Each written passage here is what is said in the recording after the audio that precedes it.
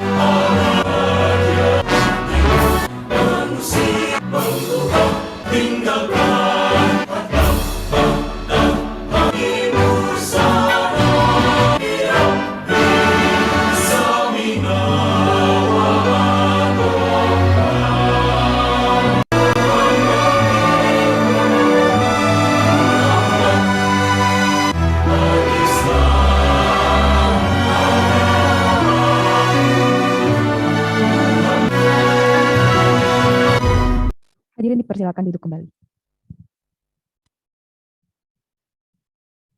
Acara selanjutnya sambutan dari Ketua Program Studi Hubungan Internasional kepada Pak Gito, dipersilakan. Bismillahirrahmanirrahim. Assalamualaikum warahmatullahi wabarakatuh. Alhamdulillahirrabbilalamin. Asyhadu an la ilaha illallah wa asyhadu anna Muhammadan abduhu wa rasuluh. Allahumma sholli ala Muhammad wa ala alihi washabbihi ajmain. Yang saya hormati Bapak Yusron Ambari selaku Direktur Diplomasi Publik Kementerian Luar Negeri Republik Indonesia. Yang saya hormati Bapak Ibu dari Direktorat Diplomasi Publik Kemenlu. Yang saya hormati Pak Ade Ma'ruf dan juga Bu Ratih selaku dosen pengampu mata kuliah praktikum diplomasi, dan juga Pak Gito. Nah, kan saya juga yang mengajar ini, Pak. Jadi double saya ini, Pak. Saya juga ngajar. Jadi dan teman-teman semua, mahasiswa HIUMY khususnya yang mengambil mata kuliah praktikum diplomasi pada semester ini. Puji syukur kehadirat Allah Subhanahu wa taala bahwa hari ini Allah masih memberikan pada kita semua kesehatan dan kesempatan untuk bisa hadir di acara kelas kita, di acara kuliah praktikum diplomasi. Yang saya hormati Pak Direktur dan Bapak-Ibu sekalian, perlu saya sampaikan bahwa mata kuliah praktikum diplomasi ini menjadi salah satu mata kuliah yang menunjang kompetensi mereka yang nanti akan bergelut dalam profesi penata laksana hubungan luar negeri, Pak. Jadi di HIUMY ini kita ada 3 profil lulusan, yaitu sebagai penata laksana hubungan luar negeri, kemudian sebagai penata laksana di MNC, dan satu lagi itu sebagai aktivis di non-governmental organization. Nah, ini adalah salah satu mata kuliah untuk menunjang mereka supaya bisa memahami sekaligus terampil dalam menjalankan profesi mereka sebagai penata laksana hubungan internasional di level apapun. Jadi di tingkat nasional seperti yang Bapak-bapak hadir sekarang ini, beliau ini adalah praktisinya. Jadi pakarnya pakar ya beliau, gitu ya. Kalau kami pakarnya pakar apa ya? Kalau kami itu kan secara teoritis, secara konseptual kami menguasai dan sudah kami sampaikan ke teman-teman semua. Tapi ini ada perspektif yang harus kita bangun juga dalam konteks bagaimana sebenarnya yang terjadi dalam dunia diplomasi Indonesia. Nah, maka praktikum diplomasi ini nanti akan ada juga sesi praktikumnya, Pak. Dan karena kami itu di ilmu sosial, praktikum itu tidak bisa dikungkung dalam sebuah lab, terus berinteraksi dengan alat, preparat, dan sebagainya, maka metode praktikum dalam ilmu sosial itu adalah dengan role play atau simulasi. Nah, maka nanti teman-teman ini akan mendapatkan 2 simulasi. Yang pertama adalah simulasi Bali Demokrasi Forum. Ya, kenapa kita pilih Bali Demokrasi Forum? Karena ini menjadi salah satu kecapaian keberhasilan Indonesia dalam diplomasi internasional, di mana BDF ini menjadi satu role model dari pembicaraan multilateral tentang isu-isu demokrasi, kesejahteraan, dan sebagainya. Jadi kita selama ini sangat berhasil menjalankan peran ini. Nah, oleh karena itu ini kita ambil, Pak, sebagai sebuah kekhasan dari Prodi HI UMY. Lalu yang kedua nanti teman-teman juga akan mendapatkan simulasi Model of United Nations, ya, dengan mengambil beberapa isu. Kita setiap tahun berganti, Pak, kalau itu. Kalau BDF ini pasti ya, dan dengan tema yang memang menyesuaikan dengan BDF tahun ini apa nanti. Nah, pada kesempatan pagi hari ini kami sangat bangga dan berterima kasih atas kehadiran dari Pak Direktur Diplomasi Publik Kemlu yang berkenan untuk menjadi narasumber kita semua, ya, sebagai istilahnya kemudian kita sebagai dosen praktisi gitu, Pak, yang mengajari kita semua nanti tentang bagaimana sih sebenarnya seluk-beluk diplomasi secara umum dan khususnya nanti kemudian BDF itu seperti apa, karakteristiknya seperti apa. Nah, kami sangat berterima kasih atas kehadiran Pak Direktur beserta jajarannya dan semoga nanti kalian teman-teman mahasiswa itu mendapatkan informasi pertama dari tangan pertama dan dari yang memang punya pengalaman di dalam konteks diplomasi Indonesia, sehingga Anda menjadi semakin pede untuk bisa nanti menjalankan simulasi PDF maupun nanti dan simulasi di MUN gitu ya dengan baik. Dan saya selaku perwakilan Prodi mengapresiasi pada teman-teman di tim mata kuliah praktikum diplomasi yang sudah sangat settle merancang praktikum diplomasi ini dari tahun ke tahun. Itu memang benar-benar sentuhan skill-nya itu nampak gitu ya. Jadi teman-teman beruntung diajar Pak Ade, Bu Ratih, dan Pak Gito. Jadi terima kasih Pak Direktur rawuhnya dan mohon maaf ini karena kita belum full, Pak. Kalau full tim ini mungkin bisa bleber sampai luar kalau mahasiswa HI semua datang, Pak. Karena kita punya 1.400 mahasiswa. Jadi di lapangan sepak bola aja penuh. Tapi ini karena masih ada yang online juga ya, teman-teman di online juga ada beberapa gitu dan di offline ini hadir juga. Dan mohon maaf jika nanti ada beberapa hal yang kurang berkenan di Pak Direktur beserta staf. Terima kasih teman-teman semua, selamat menikmati kuliah dengan baik. Assalamualaikum warahmatullahi wabarakatuh.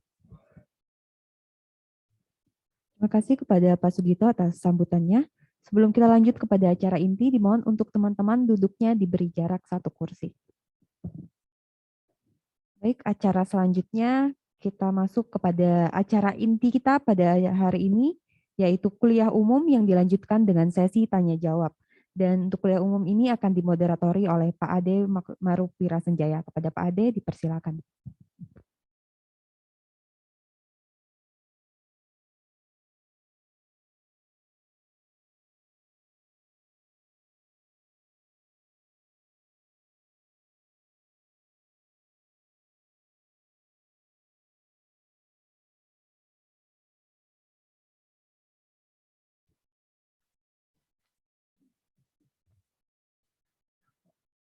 Assalamualaikum warahmatullahi wabarakatuh.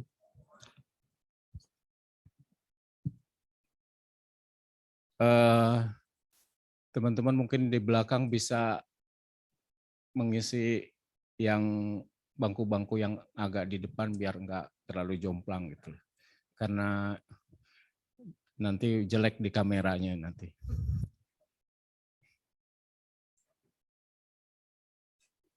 Silakan ditata dulu.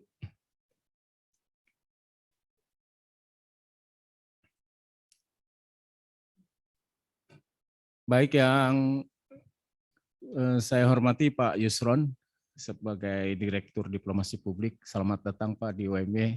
Ini adalah kegiatan pertama offline yang kami selenggarakan yang melibatkan dari mitra-mitra kami dari luar. Alhamdulillah, mudah-mudahan bisa terlaksana.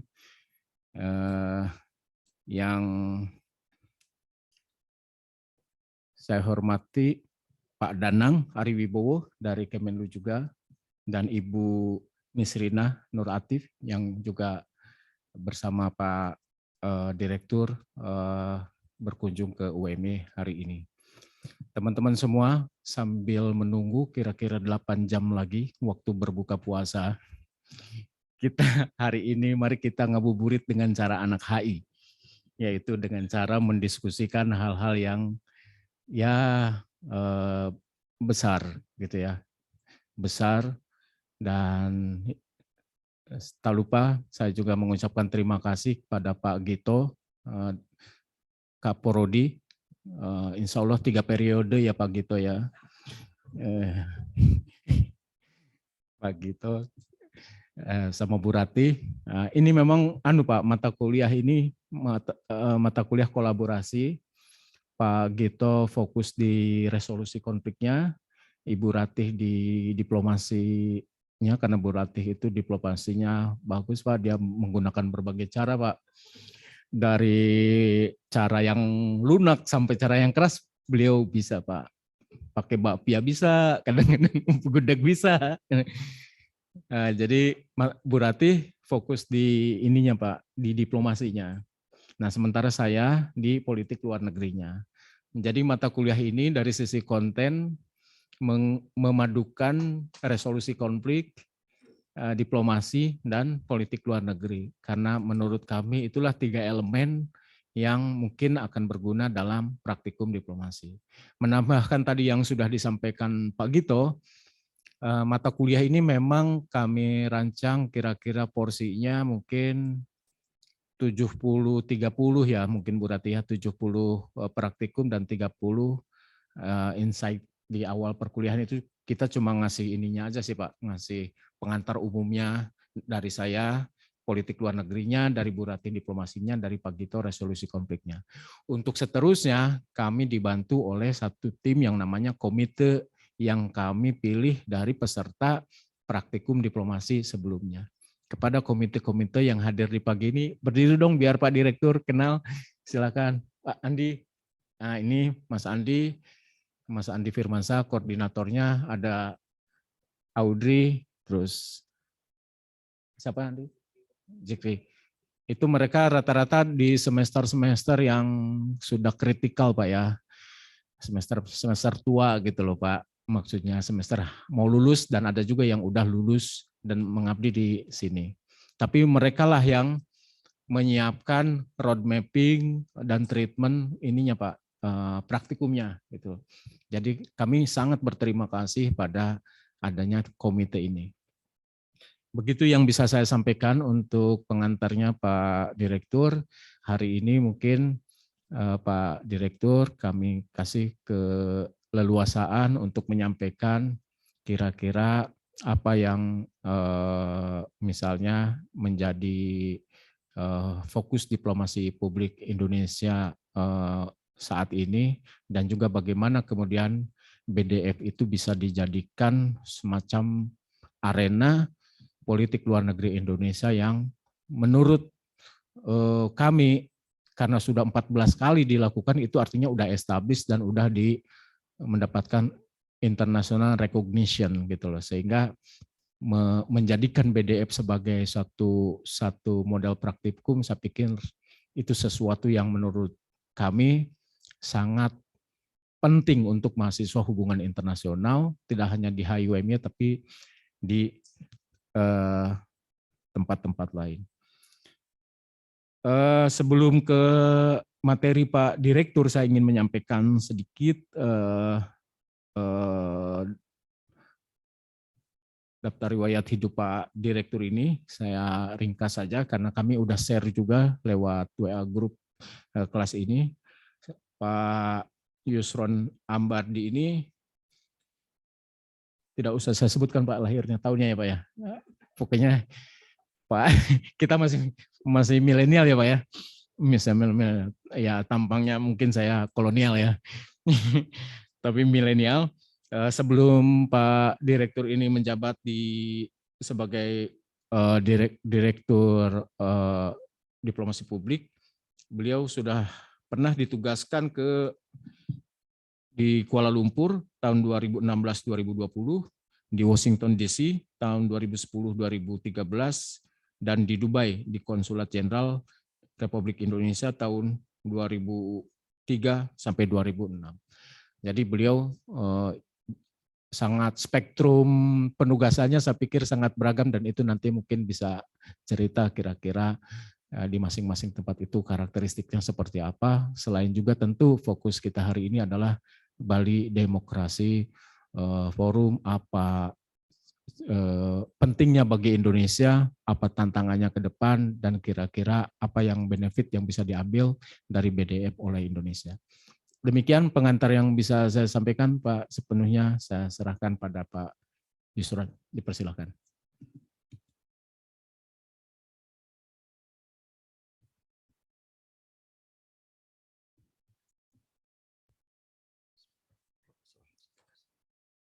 Bismillahirrahmanirrahim.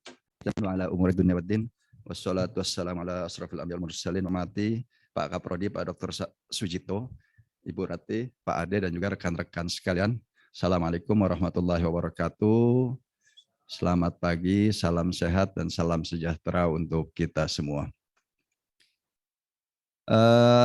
Sungguh suatu kehormatan buat saya, kebahagiaan, dan juga suatu tantangan, karena terus terang sejak saya menjabat sebagai direktur, ini pertama kali saya menghadiri kuliah umum, ngasih kuliah. Padahal waktu kuliah saya juga nggak bagus-bagus banget, sekarang disuruh ngasih kuliah. Ya, jadi semacam disclaimer dari saya, kalau nggak bagus ya mohon dimaklumi, karena kuliah saya juga nggak bagus-bagus amat waktu kuliah dulu. Ini saya sekarang berhadapan dengan mahasiswa dari Prodi HI ya Pak ya. Saya mau tanya dari teman-teman semua, siapa yang tidak ada keinginan menjadi diplomat? Yang nggak mau jadi diplomat? Berarti semuanya mau jadi diplomat ya dari yang hadir di sini ya. Saya bilang salah. Karena setiap tahun Kemlu itu cuma merekrut up to 100 diplomat setiap tahun. Sementara jurusan HI itu ada berapa puluh di Indonesia, dan berapa tiap 170 prodi HI, dan satu tahun ada berapa lulusan HI. Jadi think of something else. Sebelum nanti kalian menyesal udah fokus ke jadi diplomat, ternyata enggak. Dan satu hal lagi adalah bahwasanya yang diterima jadi diplomat itu tidak semuanya jurusan HI.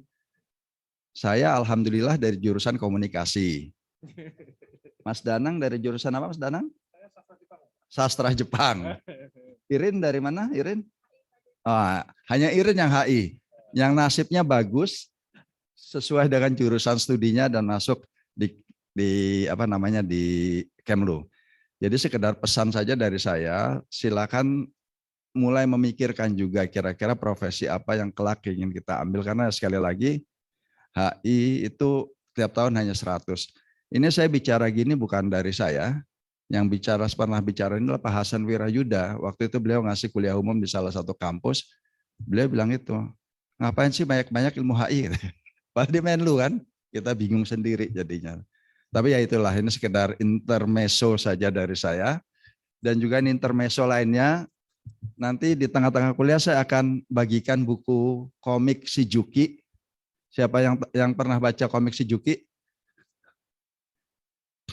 Ini ada kita buat komik si Juki, judulnya Diplomasi versus Pandemi, bagaimana upaya yang dilakukan oleh pemerintah Indonesia, CQ utamanya Kemlu dalam mendapatkan akses vaksin, sehingga alhamdulillah kita semua bisa kuliah secara offline hari ini. Semua karena kita sudah divaksin gitu kan.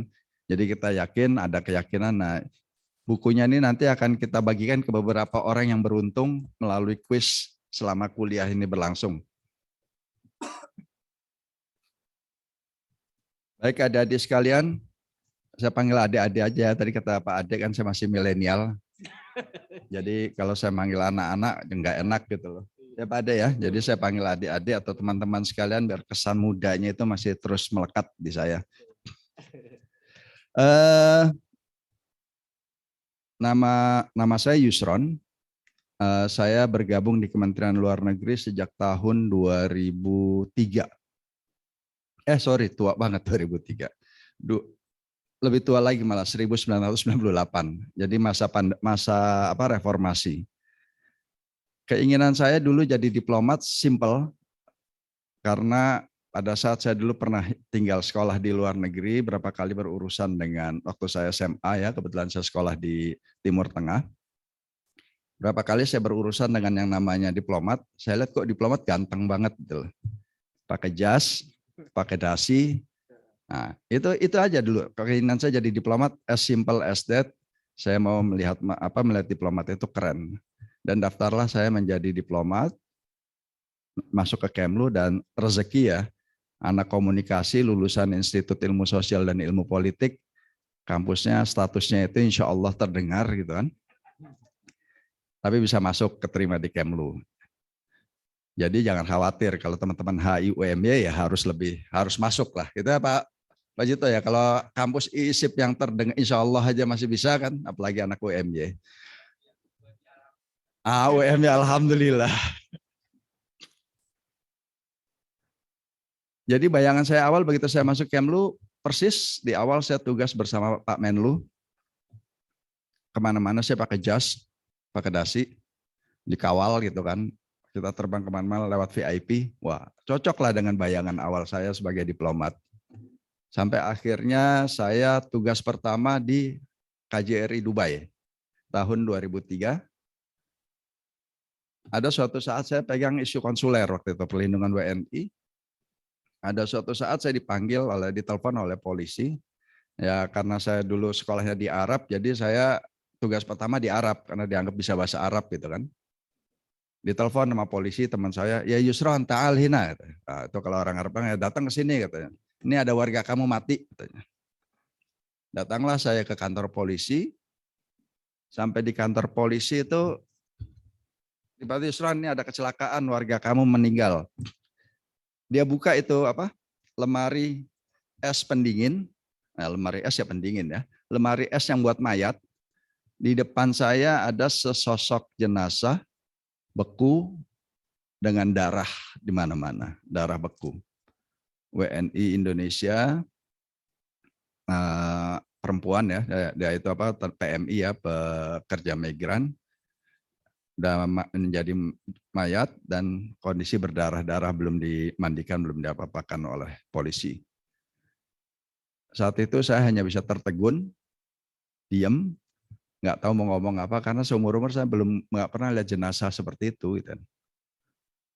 Nah itulah di situ kemudian saya bilang kemudian saya baru tanya ke polisinya, oke saya minta data-datanya, nomor paspor dan lain sebagainya. Kemudian sampai kantor, saya kontak keluarganya, saya telepon. Halo Ibu, Assalamualaikum Ibu ini, ya Ibu punya anak ini, ya. Anak Ibu meninggal. Dan di seberang telepon sana, saya dengar suara lolongan tangisan si ibu mendengar anaknya meninggal. Dan sampai sekarang saya masih selalu terngiang-ngiang lolongan itu. Jadi disitulah yang merubah konsep saya terhadap diplomasi itu tadi. Bahwasanya diplomasi bukan hanya pakai jas. Jadi sekarang ini fokus diplomasi ya bisa kita sebagai diplomat perlindungan namanya. Jadi nanti teman-teman kalau ikut BDF jangan hanya mimpi ataupun ikut model UN, jangan hanya mimpi diplomat itu hanya pakai jas hadir di UN, hadir di BDF. Ada unsur ada sisi-sisi lain dari diplomasi yang saya baru ketahui setelah saya terjun langsung menjadi diplomat. Kedua, tahun 2015 saya masuk ke Yaman. Pada saat Yaman sedang perang dan melakukan evakuasi warga mahasiswa Indonesia yang ada di Yaman. Jadi itu juga sebuah pengalaman yang buat saya sangat berharga, karena pada saat saya mau berangkat ke Yaman, saya itu menyerahkan asuransi jiwa saya kepada istri, ini kalau saya nggak balik lagi. Ya, we never know, kita pergi ke daerah perang, yang kita nggak pernah tahu apa yang ada di sana. Jadi sebagai diplomat juga ternyata kita juga harus siap untuk mendapatkan pos-pos yang tidak kita bayangkan sebelumnya. Jadi itu dua pengalaman saya tadi. Kalau Pak Ade bilang dari sebagai diplomat, kalau yang bicara saya hadir ke PBB, saya hadir ke sidang ASEAN dan lain sebagainya, itu juga alhamdulillah sudah pernah saya lakukan. Waktu itu saya jualan es teler Pak di sidang PBB atau yang lainnya, tapi itu juga sudah pernah saya lakukan. Jadi alhamdulillah cukup komplit.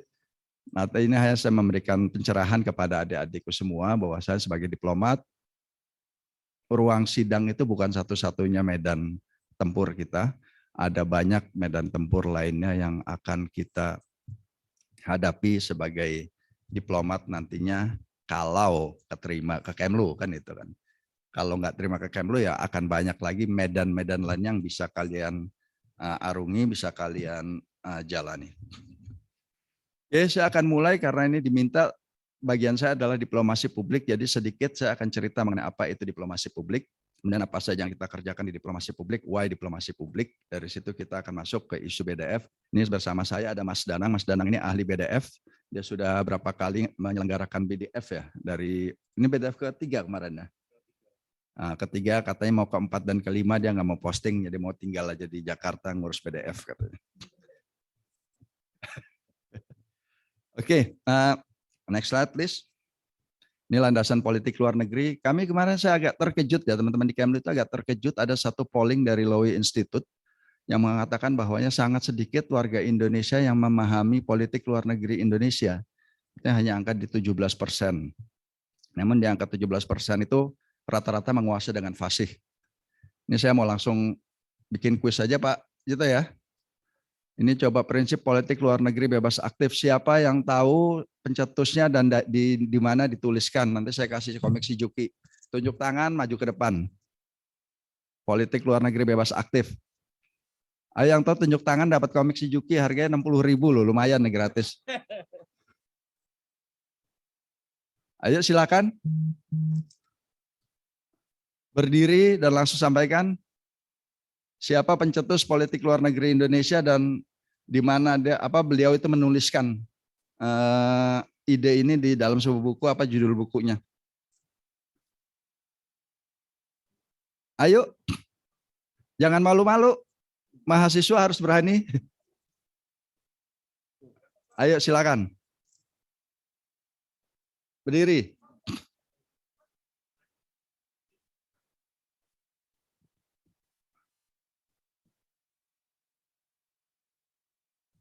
Baik, terima kasih untuk kesempatannya Bapak Yusron.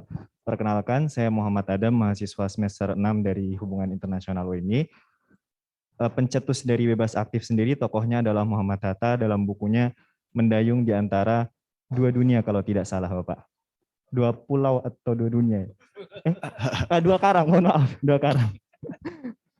Wah, setuju, silakan Mas Adri. Ambil bukunya deh. Terima kasih Pak. Kalau mendayung di antara dua dunia itu dunia akhirat nih Mas. Mendayung di antara dua karang, yuk, makasih.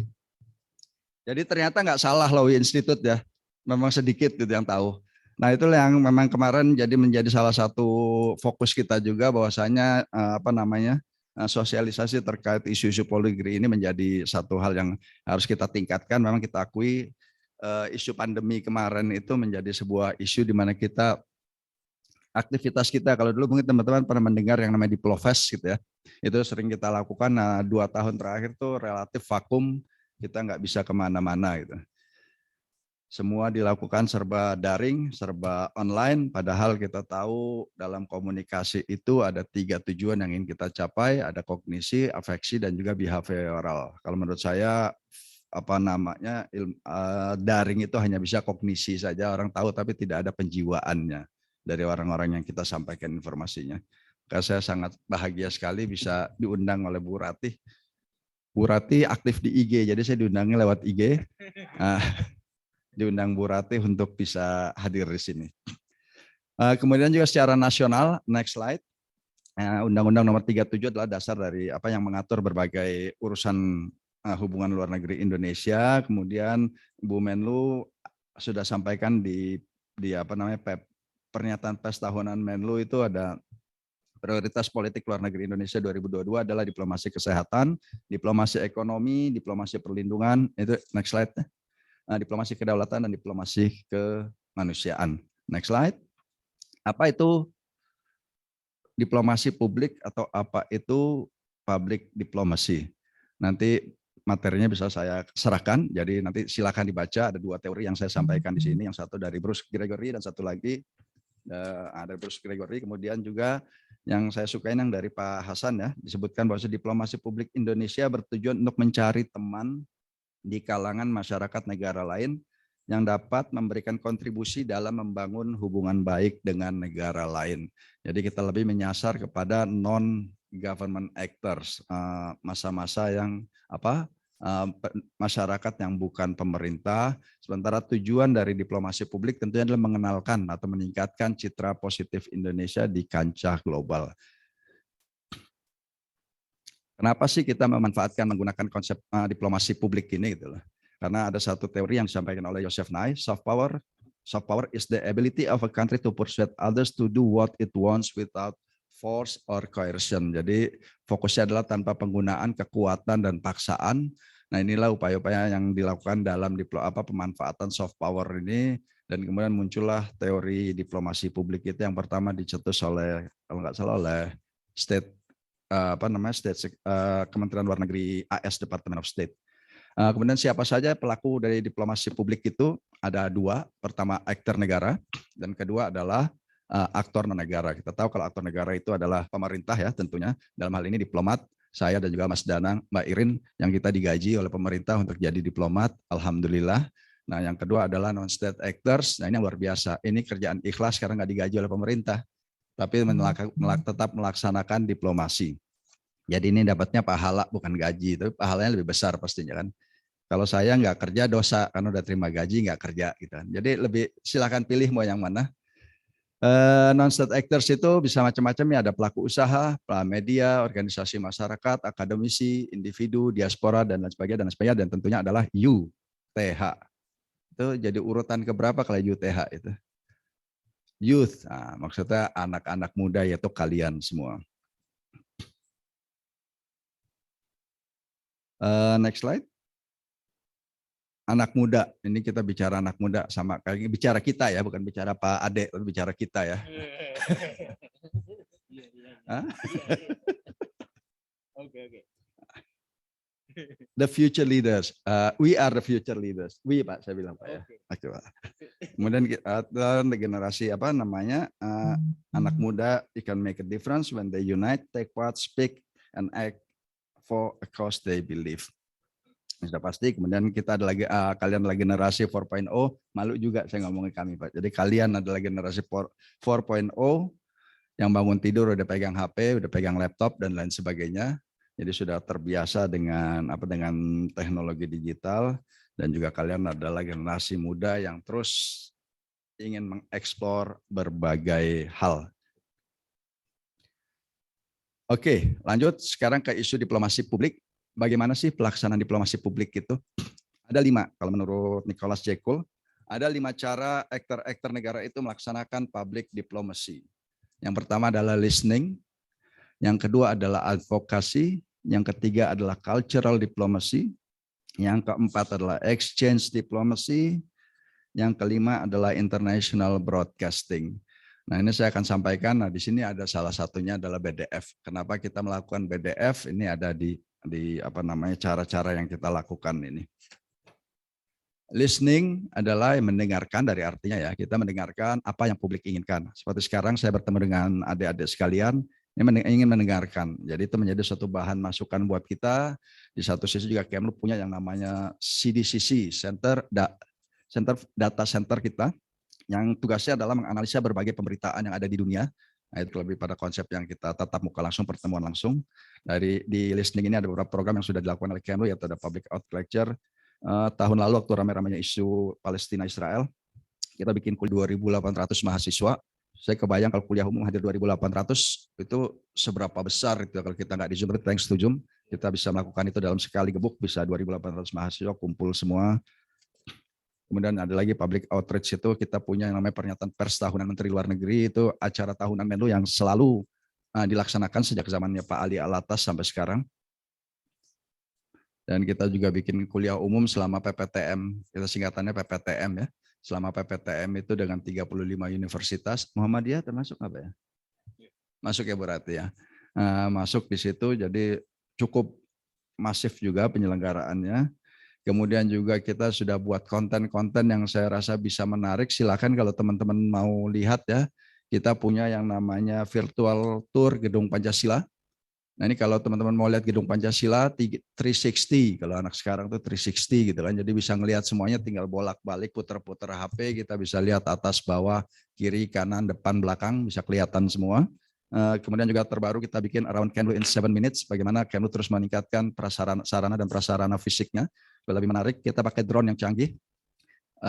Kemudian itu yang pertama ya, listening, itu kita terus menangkap aspirasi masyarakat terkait dengan apa saja yang dikerjakan oleh Kementerian Luar Negeri. Yang kedua adalah advocacy ya seperti artinya adalah pembelaan.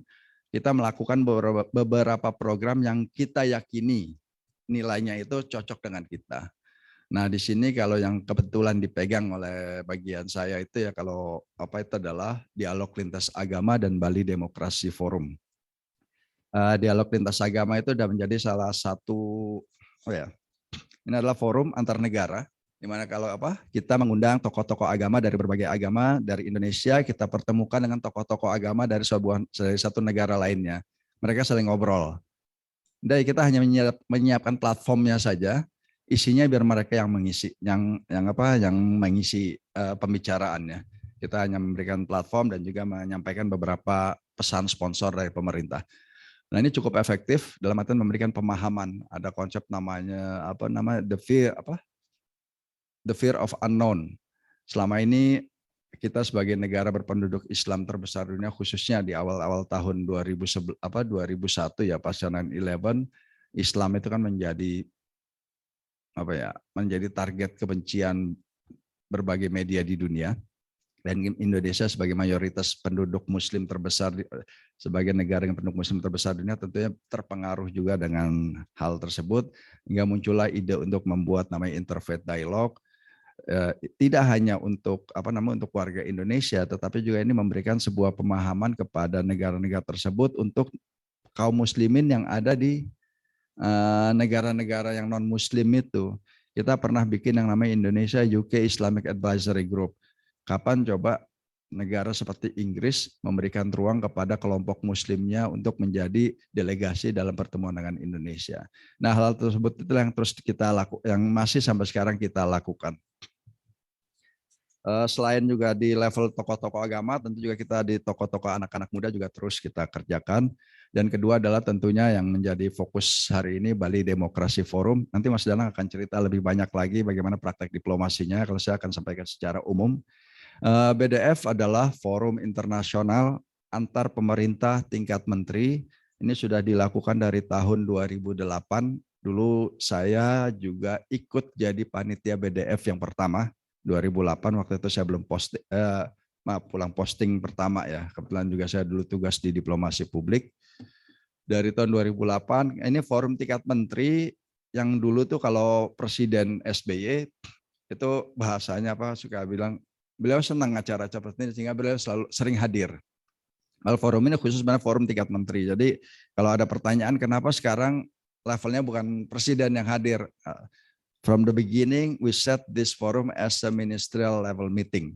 Dalam forum yang kita buat untuk level menteri, bukan kepala negara. Sehingga kalau ada kepala negara hadir adalah sebuah bonus buat kita.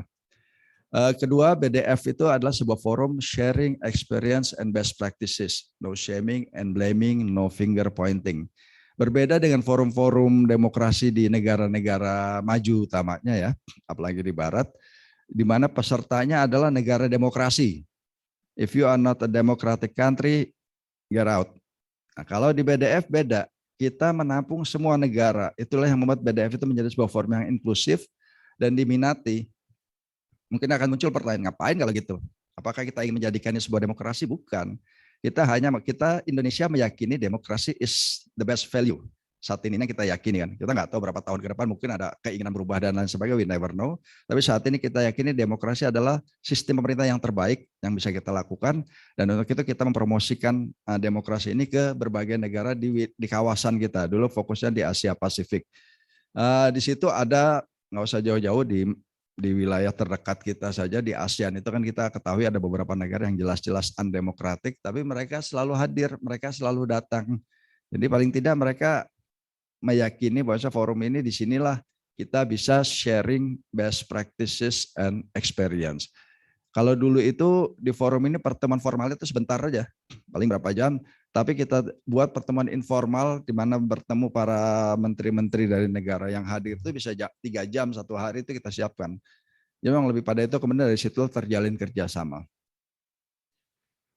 Saat ini BDF itu, oh ya satu lagi tadi kita juga tidak pernah menuding sebuah negara you are undemocratic, you are democratic, you are half democratic, no. Semua negara bahkan Myanmar pun yang waktu masih juta itu kita undang. Dan dampaknya cukup signifikan, namanya Arab Spring, itu juga dulu adalah salah satu berkah dari BDF karena kita diundang oleh pemerintah Tunis dan juga oleh Mesir waktu itu untuk mendukung proses proses demokratisasi di negara tersebut. Saat ini BDF memiliki 4 pilar. Yang pertama adalah pilar government, pilar masyarakat sipil dan media, pilar pemuda, dan juga pilar pelaku bisnis dan ekonomi. Untuk teman-teman mahasiswa, kita ada satu yang namanya tadi pilar pemuda itu adalah Bali Democracy Student Conference. Ini pertemuan yang biasa dilakukan kalau sebelum masa pandemi itu dilakukan di sela-sela pertemuan BDF yang government. Kita juga mengundang anak-anak muda dari berbagai belahan dunia untuk hadir dan membahas isu demokrasi versi anak muda. Kemarin setelah masa pandemi kita membuat kegiatan ini lebih awal. Kita lakukan, kita sebut dalam rangkaian Road to BDF, dan hasilnya itu disampaikan dalam forum pemerintah nantinya. Saya belum tahu tahun ini BDF ini akan kita lakukan secara fisik, undang orang di luar atau masih bersifat hybrid. Jadi 2 tahun terakhir merupakan sebuah tantangan bagi kita di BDF ini di masa pandemi, di mana sebelumnya menteri-menteri dari negara sahabat hadir di Indonesia. 2 tahun terakhir dengan adanya pandemi kita hanya mengundang para dubes asing. Out of our surprise, dengan konsep hybrid, pembicaranya semakin banyak. Tahun 2020 kita ada 14 menteri yang berbicara di BDF. Tahun 2022 menterinya hampir sama, tapi total pembicaranya ada 40 orang. Dan salah satunya ada Menlu Cina dan Menlu AS yang perang komentar. Tapi ya mereka semua recorded ya. Cuma mereka semua kirim video dan bicara di BDF. Nah tahun ini kita masih mencoba mencari bentuk terbaik. Tadi yang ketiga yang dilakukan adalah culture diplomasi. Cultural diplomacy, mungkin teman-teman sudah tahu semua, next slide. Ada kita punya namanya Indonesia Beasiswa Seni dan Budaya Indonesia atau Indonesia Art and Culture Scholarship. Ini kita mengundang beasiswa kepada beberapa anak-anak muda dari berbagai belahan dunia dan mereka belajar seni budaya Indonesia selama 3 bulan di Indonesia. Kalau dulu tuh mereka hadir di sini tinggal di Sanggar. Jadi mereka tinggal di Sanggar, di Jogja pun ada Sanggar yang menjadi mitra kita. Selama 3 bulan, kemudian mereka akan tampil di satu pertunjukan yang kita sebut dengan Indonesia Channel. Sekali lagi masa pandemi memberikan kita sebuah tantangan lain. Tahun 2020 BSBI itu kita tiadakan sampai kita tahun 2021 ya kami merasa bahwasanya it's about time kita move on ya. Kita akhirnya buat BSPI virtual. Dan ya sekali lagi mengejutkan juga buat saya adalah 88% daripada peserta itu ikut sampai akhir lulus. Next slide please. Nah ini kalau lihat nih Indonesia Art and Culture Scholarship yang dilakukan secara virtual. Murid-muridnya lihat di layar, instrukturnya nari di depan Pak, seperti ini. Ini yang kita lakukan dan saya merasa cukup baik ya, cukup berhasil, nggak tahu dari hasilnya, tapi ini juga bisa menjadi sarana dan bahkan karena ini ada satu peserta, ada satu instruktur lukis asal Bali. Ini waktu kebetulan saya yang ke Bali nengokin sanggarnya latihan ini, dia bilang ke saya, Pak terima kasih atas idenya. Kenapa? Saya bilang, ya karena ide ini saya mulai punya murid virtual, melukis virtual yang sebelumnya kami benar-benar mati akibat pandemi gitu kan. Jadi ya alhamdulillah idenya ini juga disambut oleh beberapa bidang untuk dapat melakukan hal yang sama. Dan itu tadi 88% lulus. Jadi saat ini sampai dengan 2021 kita memiliki 962 alumni dari 77 negara. Cukup banyak, artinya mereka adalah orang-orang yang pasti cinta Indonesia. Next slide. Ini beberapa kegiatan di awal pandemi yang kita lakukan. Berkat pertemuan-pertemuan inilah kemudian kita bisa bikin namanya buku BSPI. Nanti kami serahkan ke Prodi ya. Ada buku BSPI cerita para peserta BSPI itu bagaimana pengalaman mereka di Indonesia. Kemudian juga kita punya video klip BSPI. Next slide.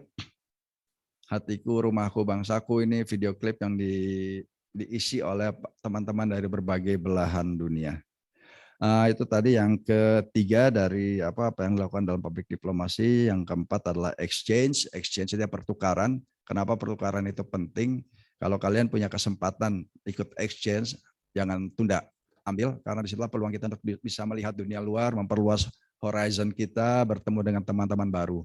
Dan inilah yang biasa dilakukan oleh teman baru. Kalian akan bercerita, teman kalian akan cerita mengenai negaranya, kalian akan cerita mengenai Indonesia. Nah, pengenalan-pengenalan inilah yang kita harapkan. Seperti saya sampaikan tadi, BSBI, mereka ikut latihan musik, latihan tari di Indonesia. Setelah itu mereka datang dengan keluarganya. Setelah itu mereka ikut kuliah di Indonesia dan lain sebagainya. Dan ada lagi Friends of Indonesia, itu juga bagian dari exchange, orang-orang asing yang kita undang. Dan juga tentunya diaspora Indonesia itu juga punya peran yang penting dalam mengenalkan Indonesia ke negara luar. Nah, itu beberapa bagian. Dan yang terakhir adalah tadi ada international broadcasting. Ini sayang sekali kita belum memiliki national broadcasting sekelas, misalkan kita let's say CNN, sekelasnya Al Jazeera, sekelasnya BBC, yang bisa menyebarkan informasi mengenai negara tersebut ke seluruh dunia. Kalau kita dengar negara Qatar itu kan, Qatar negara tiny country, kecil, kaya raya, tapi kan semua orang tahu karena Al Jazeera. Kehidupan apa yang ada di Qatar semua orang tahu karena dia melihat Al Jazeera. Nah, itu yang belum kita punya. Jadi international broadcasting adalah konsep public diplomasi yang belum dilakukan oleh Indonesia karena kita memang belum memiliki saluran media yang memadai. Nah, itu adik-adik sekalian, paparan dari saya mengenai diplomasi publik. Sebelum saya akhiri, nah ini tadi kalian adalah generasi muda, kalian adalah generasi native digital. Kalau yang biasa dilakukan oleh Bu Ratih, kalian juga pasti semua lakukan, mainan IG gitu kan. Saya juga main IG. Yang paling simpel bagaimana kita bisa mempromosikan Indonesia gitu kan. Kalian jalan ke satu tempat wisata, foto keindahan Indonesia, upload di sosial media, kalian sudah promosi Indonesia. Kalian melihat orang Indonesia rukun, misalkan ada antar agama, ketemu, ngobrol, pertemuan baik, kalian foto, kalian upload, kalian juga sudah mempromosikan Indonesia. Hal-hal seperti itulah yang bisa kita lakukan. Itu yang simpel tentunya. Kalau mau hal-hal yang besar lagi, bisa tentunya kalian lakukan, menjadi penemu, menjadi peneliti yang sesuatu hal yang besar, atau sebagai atlet misalkan apa yang dilakukan oleh Gracia Poli, gitu kan, jadi juara Olimpiade, dan itu nama Indonesia menggema di seluruh dunia. Nah, hal seperti itu yang bisa kita lakukan. So take your role in diplomacy. Itu dari saya. Sebelum saya nanti minta gimana, Adek, mau kita langsung paparan konsep BDF atau Langsung Pak Danang. Sebelum saya serahkan ke Pak Danang, kalau teman-teman tadi perhatian paparan saya mau kasih 2 kuis lagi dulu ya, biar nggak ngantuk. Kalau dengerin saya ngomong ngantuk, apalagi saya puasa kan kering mulutnya, jadi mau minum nggak enak. Oke, saya mau ada pertanyaan kepada teman-teman di floor ya.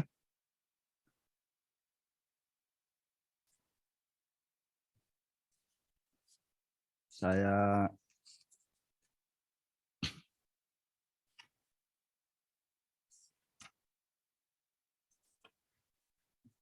sebutkan contoh dari listening yang dilakukan oleh pemerintah RI dalam pelaksanaan public diplomacy. Silakan. Apa itu listening dulu? Nah, kemudian contoh kegiatannya. Biar tambah susah. Sebelumnya, Assalamualaikum warahmatullahi wabarakatuh. Waalaikumsalam. Perkenalkan saya Clara Clarissa, mahasiswa hubungan internasional semester 6. Listening itu adalah mendengarkan publik. Jadi di sini Kemenlu berusaha untuk mendengarkan masyarakat untuk mendapatkan suatu input ke pemerintah. Nah, salah satu beberapa program yang diselenggarakan itu ada public outreach, ada public lecture, sama ada CDCC. Ya, kurang lebih gitu. Oke, berarti perhatian Bu Ratih. Nah, dapat hadiah komik. Silakan diambil. Ini promosi dikit. Komik ini di dalamnya ada gambar Bu Menlu yang nggak biasa gambarnya. Nanti dilihat. Terima kasih. Satu lagi, Irin mau kasih kuis nggak Irin?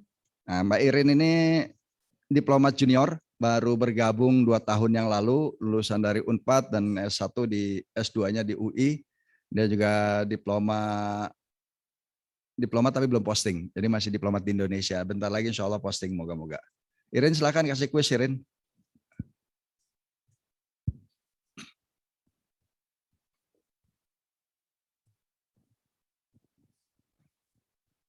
Izin Pak Dir, gampang aja.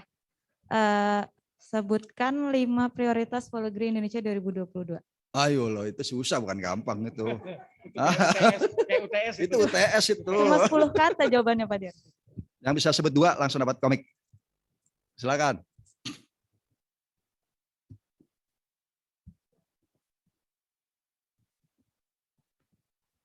Terima kasih Pak untuk kesempatannya untuk menjawab. Saya Matahari Amal Haq, mahasiswa HI semester 6. Oh iya, jadi untuk prioritas diplomasi Indonesia untuk tahun 2022 ini adalah diplomasi kesehatan dan diplomasi untuk perlindungan WNI.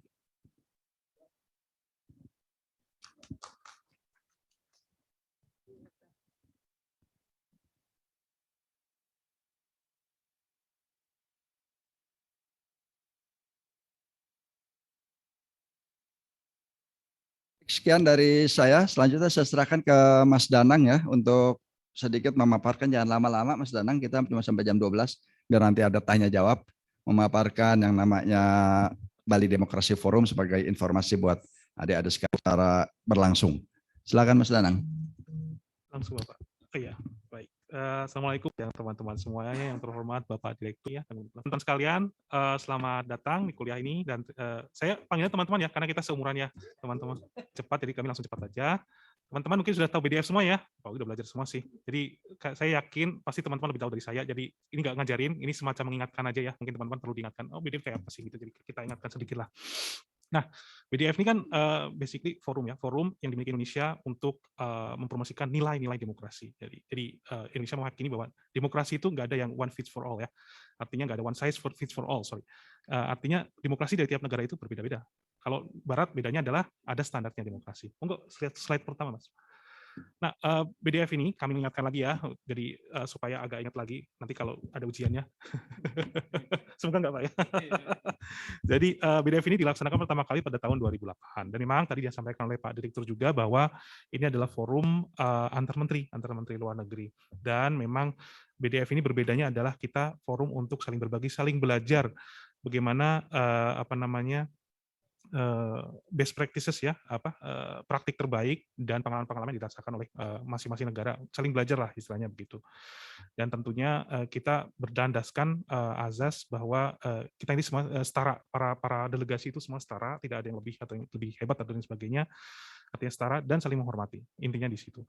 Dan BDF ini mempunyai sistemnya Chatham House Rule ya, artinya apa yang disampaikan oleh delegasi di dalam forum itu tidak boleh dikutip keluar. Jadi delegasi tidak perlu khawatir bahwa apa yang disampaikan di dalam forum tersebut akan dikutip menjadi alih-alih ya sebuah statement atau sebuah posisi dari suatu negara, tidak akan. Jadi itu mereka bebas. Next slide please. Baik, latar belakang nanti teman-teman bisa baca ya, nanti saya bagi saja ke teman-teman. Basically ya, demokrasi ini kan aset Indonesia ya, bagaimanapun juga Indonesia itu adalah negara demokrasi terbesar. Ya, teman-teman juga tahu juga bahwa masa reformasi itu adalah masa di mana demokratisasi kan terjadi di Indonesia. Dan ketika demokratisasi itu terjadi, kita mulai itu terbuka dari masa kita yang terkungkung menjadi masa kita mengalami itu kebebasan pers, kebebasan berpendapat dan sebagainya, di mana secara bertahap ya kebebasan nilai demokrasi itu menjadi apa ya, merasuklah di masyarakat Indonesia ya. Jadi sistem nilai nasional. Nah, diplomasi itu apa sih sebenarnya? Diplomasi itu kan sebenarnya ada proyeksi sistem nasional kita ya, proyeksi sistem nasional kita keluar untuk memperjuangkan kepentingan kita. Makanya demokrasi itu selain sebagai aset terbesar kita juga, itu proyeksi dari nilai kita juga gitu. Itu adalah jati diri kita gitu, demokrasi gitu. Dan oke lah, kita juga perlu ingat bahwa ini juga amanat undang-undang ya, kita perlu untuk memajukan demokrasi, perlindungan HAM dan sebagainya. Dan perlindungan HAM itu juga merupakan inti dari demokrasi itu. Makanya kalau pelaksanaan BDF itu selalu di akhir Desember ya, di minggu-minggu awal Desember. Kenapa? Ya ada simbolisnya juga, kita mendekat ke Hari HAM sedunia ya, tanggal 10 Desember gitu. Dan tentunya dengan kita berupaya mempromosikan demokrasi ini, kita juga berupaya untuk menciptakan perdamaian dunia. Sebagaimana pembukaan undang-undangnya, kita menciptakan perdamaian dunia. Next slide, please. Baik, tujuannya, ini nggak perlu saya baca ya, nanti teman-teman bisa baca sendiri. Lanjut aja, Mas. Naik, sebelumnya. Oke. Nah, BDF ini karena memang ini suatu forum yang diinisiasi oleh Indonesia ya, jadi bukan mau tidak mau ya, tapi kearifan dari bangsa Indonesia itu juga masuk ke dalam BDF ini. Yang pertama, beda ya, tadi disampaikan juga Pak Direktur bahwa BDF ini berbeda dengan forum-forum barat lainnya. Kalau forum barat itu kan yang namanya demokrasi itu sudah standar, itu suatu keniscayaan lah. Ya, demokrasi seperti inilah gitu. Kita berpikir bahwa demokrasi itu tidak ada yang paling bagus.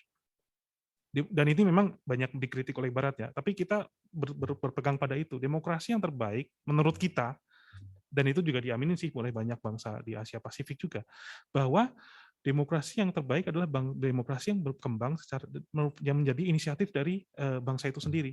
Homegrown demokrasi itu yang kita promosikan. Jadi kita tidak melihat bahwa satu demokrasi akan lebih unggul daripada demokrasi yang lain. Kita oleh karena itu makanya ini adalah forum saling berbagi ya pengalaman, kemudian praktik terbaik, karena apa yang dilakukan oleh negara tertentu bisa menjadi contoh buat negara lain dan saling belajar begitu. Tuh. Nah, kemudian juga demokrasi menjunjung tinggi nilai-nilai pluralisme dan keberagaman, dan tentunya demokrasi harus bersifat inklusif, harus merangkul semuanya. Jadi intinya itu ya, bisa disimpulkan bahwa BDF itu sharing pengalaman dengan berlandaskan persamaan dan saling menghormati. Nah, karena kita tadi nih, yang disampaikan Pak Direktur juga tadi, bahwa kita merangkul juga negara-negara yang dalam tanda kutip non-demokrasi ya, atau kita bilangnya terinspirasi untuk menjadi demokrasi. Inspired to be democracy. Nah, oleh karena itu kita juga selain menjadi bridge builder ya, menjadi penjembatan antara negara demokrasi dan non-demokrasi. Mereka bebas ngomong di situ antara negara demokrasi dan non-demokrasi itu, dan terinspirasi dengan menjadi demokrasi itu, bebas ngomong di situ. Dan juga kita menjadi penjembatan bagi kawasan Asia Pasifik lah ya, dengan kawasan lainnya, dengan kawasan barat yang mereka notabene menganut demokrasi ala barat lah, semacam itu. Kita juga menjadi assembler ya, menyatukan nih orang-orang yang tercerai-berai yang biasanya kalau di forum demokrasi lain itu mereka kan terkotak-kotak ya. Kita menjadikan satu, mengumpulkan mereka menjadi satu. Next. Lanjut lagi, Mas. Oke, kita langsung ke peserta. Nah, tadi sudah kita sampaikan, sudah kita singgung bersama, peserta dari BDF ini tidak hanya negara demokrasi ya, jadi negaranya bisa non-demokrasi juga kita masuk. Tapi kita juga membaginya menjadi 3. Ada participant, ada observer, dan ada international organization. Apa itu partisipan? Partisipan itu adalah adalah peserta yang berada di kawasan Asia Pasifik. Kemudian ada observer itu adalah yang di luar negara Asia Pasifik, dan international organization. International organization ya organisasi internasional ya, ada ASEAN, PBB, ICRC, AU dan sebagainya. Nah, kenapa Asia Pasifik nih? Pertanyaan kenapa kita Asia Pasifik ya? Jadi pada saat di inisiasi pertama, ternyata menjauh nggak kedengaran ya kalau saya. Di inisiasi pertama 2008 itu, posisi kawasan Asia Pasifik itu bisa dikatakan, ya mungkin sekarang masih ya, bisa dikatakan kawasan yang namanya kurang demokratis. Istilahnya apa ya? Ya kurang demokratis begitu. Karena hanya sepertiga dari kawasan ini yang demokratis. Sisanya kuasai demokrasi atau sama sekali tidak demokrasi ya. Dan sistem pemerintah juga macam-macam. Ada monarki, junta militer juga ada, demokrasi ada, macam-macam lah kawasan Asia Pasifik itu. Dan dari waktu itu ya, dari 12 negara yang tidak menyelenggarakan pemilu, sebagian besar dari kawasan ini, di kawasan Asia Pasifik. Jadi kita dengan membangun demokrasi di kawasan ini itu punya arti penting gitu di kawasan ini. Oke, peserta ini juga bertambah nih dari waktu ke waktu, karena waktu pertama kita hanya terbatas pada negara-negara di kawasan. Nah, ini sudah mulai naik-naik. Sampai saat ini kita punya 57 negara peserta, 73 negara observer, dan 10 organisasi internasional. Seperti itu. Lanjut, Mas. Baik, ini lanjut aja. Nanti bisa dilihat sendiri, kami bagikan aja. Nah, penyelenggaraan. BDF ini berarti sudah tahun ini akan menjelang penyelenggaraan yang ke-15. Sudah lama ya, sudah cukup lama. Dan BDF ini biasanya kalau kita selenggarakan, memang sebelum masa pandemi ini biasanya kita selenggarakan selama 2 hari di bulan Desember ya. Dan kita ada beberapa pilar di dalam BDF ini, kita selenggarakan semuanya secara paralel, bersamaan dalam 2 hari itu ya. Jadi ada beberapa breakout session lah seperti itu. Tapi sejak pandemi kita itu sudah kita pisah sih. Nanti kita akan bahas di belakang. Kita pisah. Oke, lanjut aja Mas. Lanjut lagi. Baik. Dah, pilar-pilarnya apa aja? Tadi kita sempat singgung ya. Pilar-pilar BDF. BDF ini ada 4 pilar. Pilar pertama adalah pilar pemerintah. Pilar pemerintah ini adalah pilar yang utama, pilar dasar, karena pada awal diinisiasi BDF itu sebenarnya forum pemerintah. Tapi karena kita memang inklusif, kita merangkul semua stakeholder di luar pemerintah, kita mulai muncul tuh. Ada yang namanya pilar masyarakat madani dan media, atau Civil Society and Media. Kita sebutnya dengan Bali Civil Society and Media Forum, BCSMF. Dan kemudian kita juga mulai merambah lagi ke pilar kepemudaan. Kita sangat sadar sekali bahwa aktor-aktor yang sangat berperan dalam demokrasi, dalam promosi demokrasi itu juga para pemuda, teman-teman sekalian. Kita seumuran ya. Nah, gitu. Dan kepemudaan ini adalah kita sebutnya dengan Bali Demokrasi Student Conference BDSC. Yang terakhir kita inisiasi adalah pilar ekonomi dan bisnis. Artinya buat apa ada demokrasi kalau masyarakat tidak makmurkan di situ. Jadi kita menjembatani antar penerapan nilai-nilai demokrasi dengan penerjemahan ke nilai-nilai ekonomi. Seperti itu. Nah, road to BDF, pilar-pilar ini tadinya selalu berjalan bersama nih secara paralel. Tapi pada saat pandemi sejak 2020, 2021, karena memang ya pembatasan ya, ada protokol kesehatan, kemudian pembatasan kehadiran fisik dan sebagainya, kita pisah 3 pilar yang lain. Pilar yang tadi yang masyarakat madani media, kemudian pilar kepemudaan dan pilar ekonomi itu kita pertemukan di 1-2 bulan sebelum kegiatan BDF. Jadi ini kita sebut dalam road to BDF. Ada beberapa pertemuan awal lah istilahnya. Hasil dari pertemuan ini kemudian nanti dibawa di acara BDF yang utama ya. Di acara BDF utama kita nanti punya sesi namanya cross pillar discussion, di mana tiap pilar membawa perwakilannya menyampaikan hasil pembicaraan dari masing-masing pilar dan berdebat sesuai dengan perspektif mereka masing-masing. Ya, waktu itu kita karena lagi pandemi juga sebagian besar kita bentuknya hybrid ya. Lanjut, Mas. Oke, kami akan sedikit menyinggung BDF 14 ya. Kemarin gimana sih BDF 14? Dikit aja, santai. Monggo Mas, lanjut Mas. Nah, ya. Kita kemarin terakhir kita mengangkat tema itu Democracy for Humanity, Advancing Economic and Social Justice During the Pandemic. Nah, dari tema ini kita kemudian bagi lagi dalam 3 subtema, Addressing Poverty, Addressing Inequality, dan Advancing Inclusion. Nah, dari 3 subtema ini kita terjemahkan ke dalam 3 sesi. masing-masing ya sesuai dengan subtema ini ya. Ada sesi addressing poverty, addressing inequality, dan advancing inclusion. Nah, di dalam masing-masing sesi itu kita bagi tiga lagi. Kita bagi bagian pertama itu panelnya adalah panel para menteri. Kemudian yang kedua, panel yang pertama kali kita laksanakan adalah panel akademis dan ekspres. Ini baru pertama kali kita masukkan ke dalam pertemuan BDF yang utama ya. Dan yang terakhir itu diskusi bersama dengan para peserta. Oh ya, mungkin saya agak terlewat. Jadi teman-teman, BDF ini sejak 2008 sampai 2018 kita melaksanakannya UN-like ya. General debate gitu sistemnya. Ada co-chair depan, kemudian para peserta di belakang. Para peserta itu bergantian lah, para delegasi ya, menyampaikan statement posisi dan sebagainya. Nah, sejak 2019 karena kita berpikir bahwa ini sudah saatnya BDF ini lebih terasa interaktif lah gitu. Makanya kita mengadopsi format panel discussion, yaitu kita punya beberapa panel dari beberapa negara sesuai dengan topiknya ya, mungkin kayak poverty misalkan kita pengen belajar di negara mana nih yang sukses dan yang mungkin kurang sukses gitu kan. Mereka jadi panel mereka bicara, menyampaikan posisi mereka, best practices-nya mereka seperti apa, pengalamannya seperti apa. Dan kemudian disambung dengan diskusi oleh para delegasi yang ada di situ, seperti itu. Nah, cuma memang harus butuh proses ya, karena kan memang ya proses dari general debate menjadi panel discussion itu kan pelan-pelan ya. Jadi kalau teman-teman lihat panel discussion sekarang juga masih aja ada yang menyampaikan statement seperti general debate itu, which is fine, tapi kita sudah mulai banyak perkembangan lah seperti itu. Lanjut Mas. Tidak. Baik. Nah, BDF 14 ini, ya kita sudah singgung tadi bahwa ini karena hybrid ya, karena pembatasan kehadiran fisik dan sebagainya, makanya kita hanya membatasi 50 negara saja yang hadir. Kemudian sisanya itu ikut virtual, kemarin terhitung ada 75. Dan cukup banyak sih kemarin yang menjadi pembicara juga ya. Dan tentunya kita tutup dengan cross panel discussion yang kami sampaikan hasil diskusinya masing-masing, dan mereka juga berdebat sesuai dengan perspektifnya masing-masing. Mungkin itu dulu dari kami, nanti kita perdalam lewat ini ya, tanya jawab biar lebih enak. Terima kasih Bapak.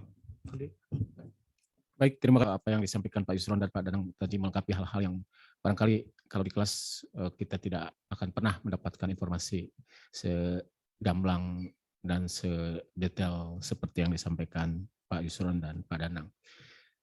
Alhamdulillah kami sering diundang BDF juga, Bu Ratih sama saya pernah ke sana, dan apa yang disampaikan Pak Danang tadi waktu itu ada presentasi yang sangat menarik yang masih saya ingat sampai sekarang adalah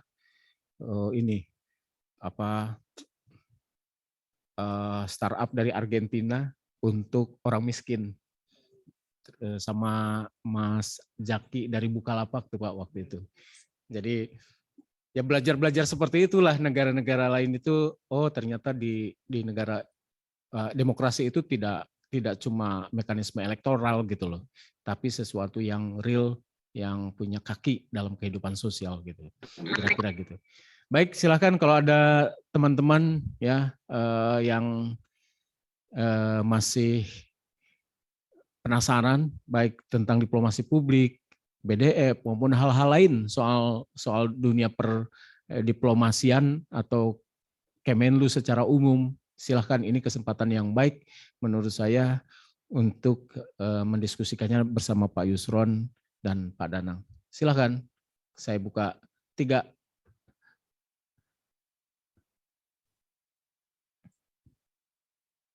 Saya ada buku nih untuk yang bertanya, silakan. Oke, silakan satu, saya tampung dulu ya. Satu lagi yang dari tengah mungkin sini. Oke, 2 dari sebelah kiri. Silakan. Baik, kita sambil menunggu ya. Silakan kalian renungkan dulu pertanyaannya. Dari tengah dulu, silakan. Nama dan ininya aja, angkatan aja. Silakan. Terima kasih Pak atas kesempatannya. Perkenalkan, nama saya Muhammad Rizky Pratama dari HI semester 6. Pertanyaan saya sebenarnya ini sih Pak, terkait dari Bali Demokrasi Forumnya sendiri. Sebenarnya ruang lingkup yang dibahas di BDF ini tuh seperti apa sih? Karena kan pada awalnya tadi seperti disampaikan, karena awalnya kan sasarannya dari negara-negara di Asia Pasifik seperti itu ya. Terus kemudian juga karena BDF ini bersifat inklusif, jadi semua selain Asia Pasifik pun juga turut dihadirkan di BDF ini. Jadi sebenarnya penentuan dari apa ya, topik bahasan dari BDF ini sendiri itu seperti apa sih Pak? Terima kasih.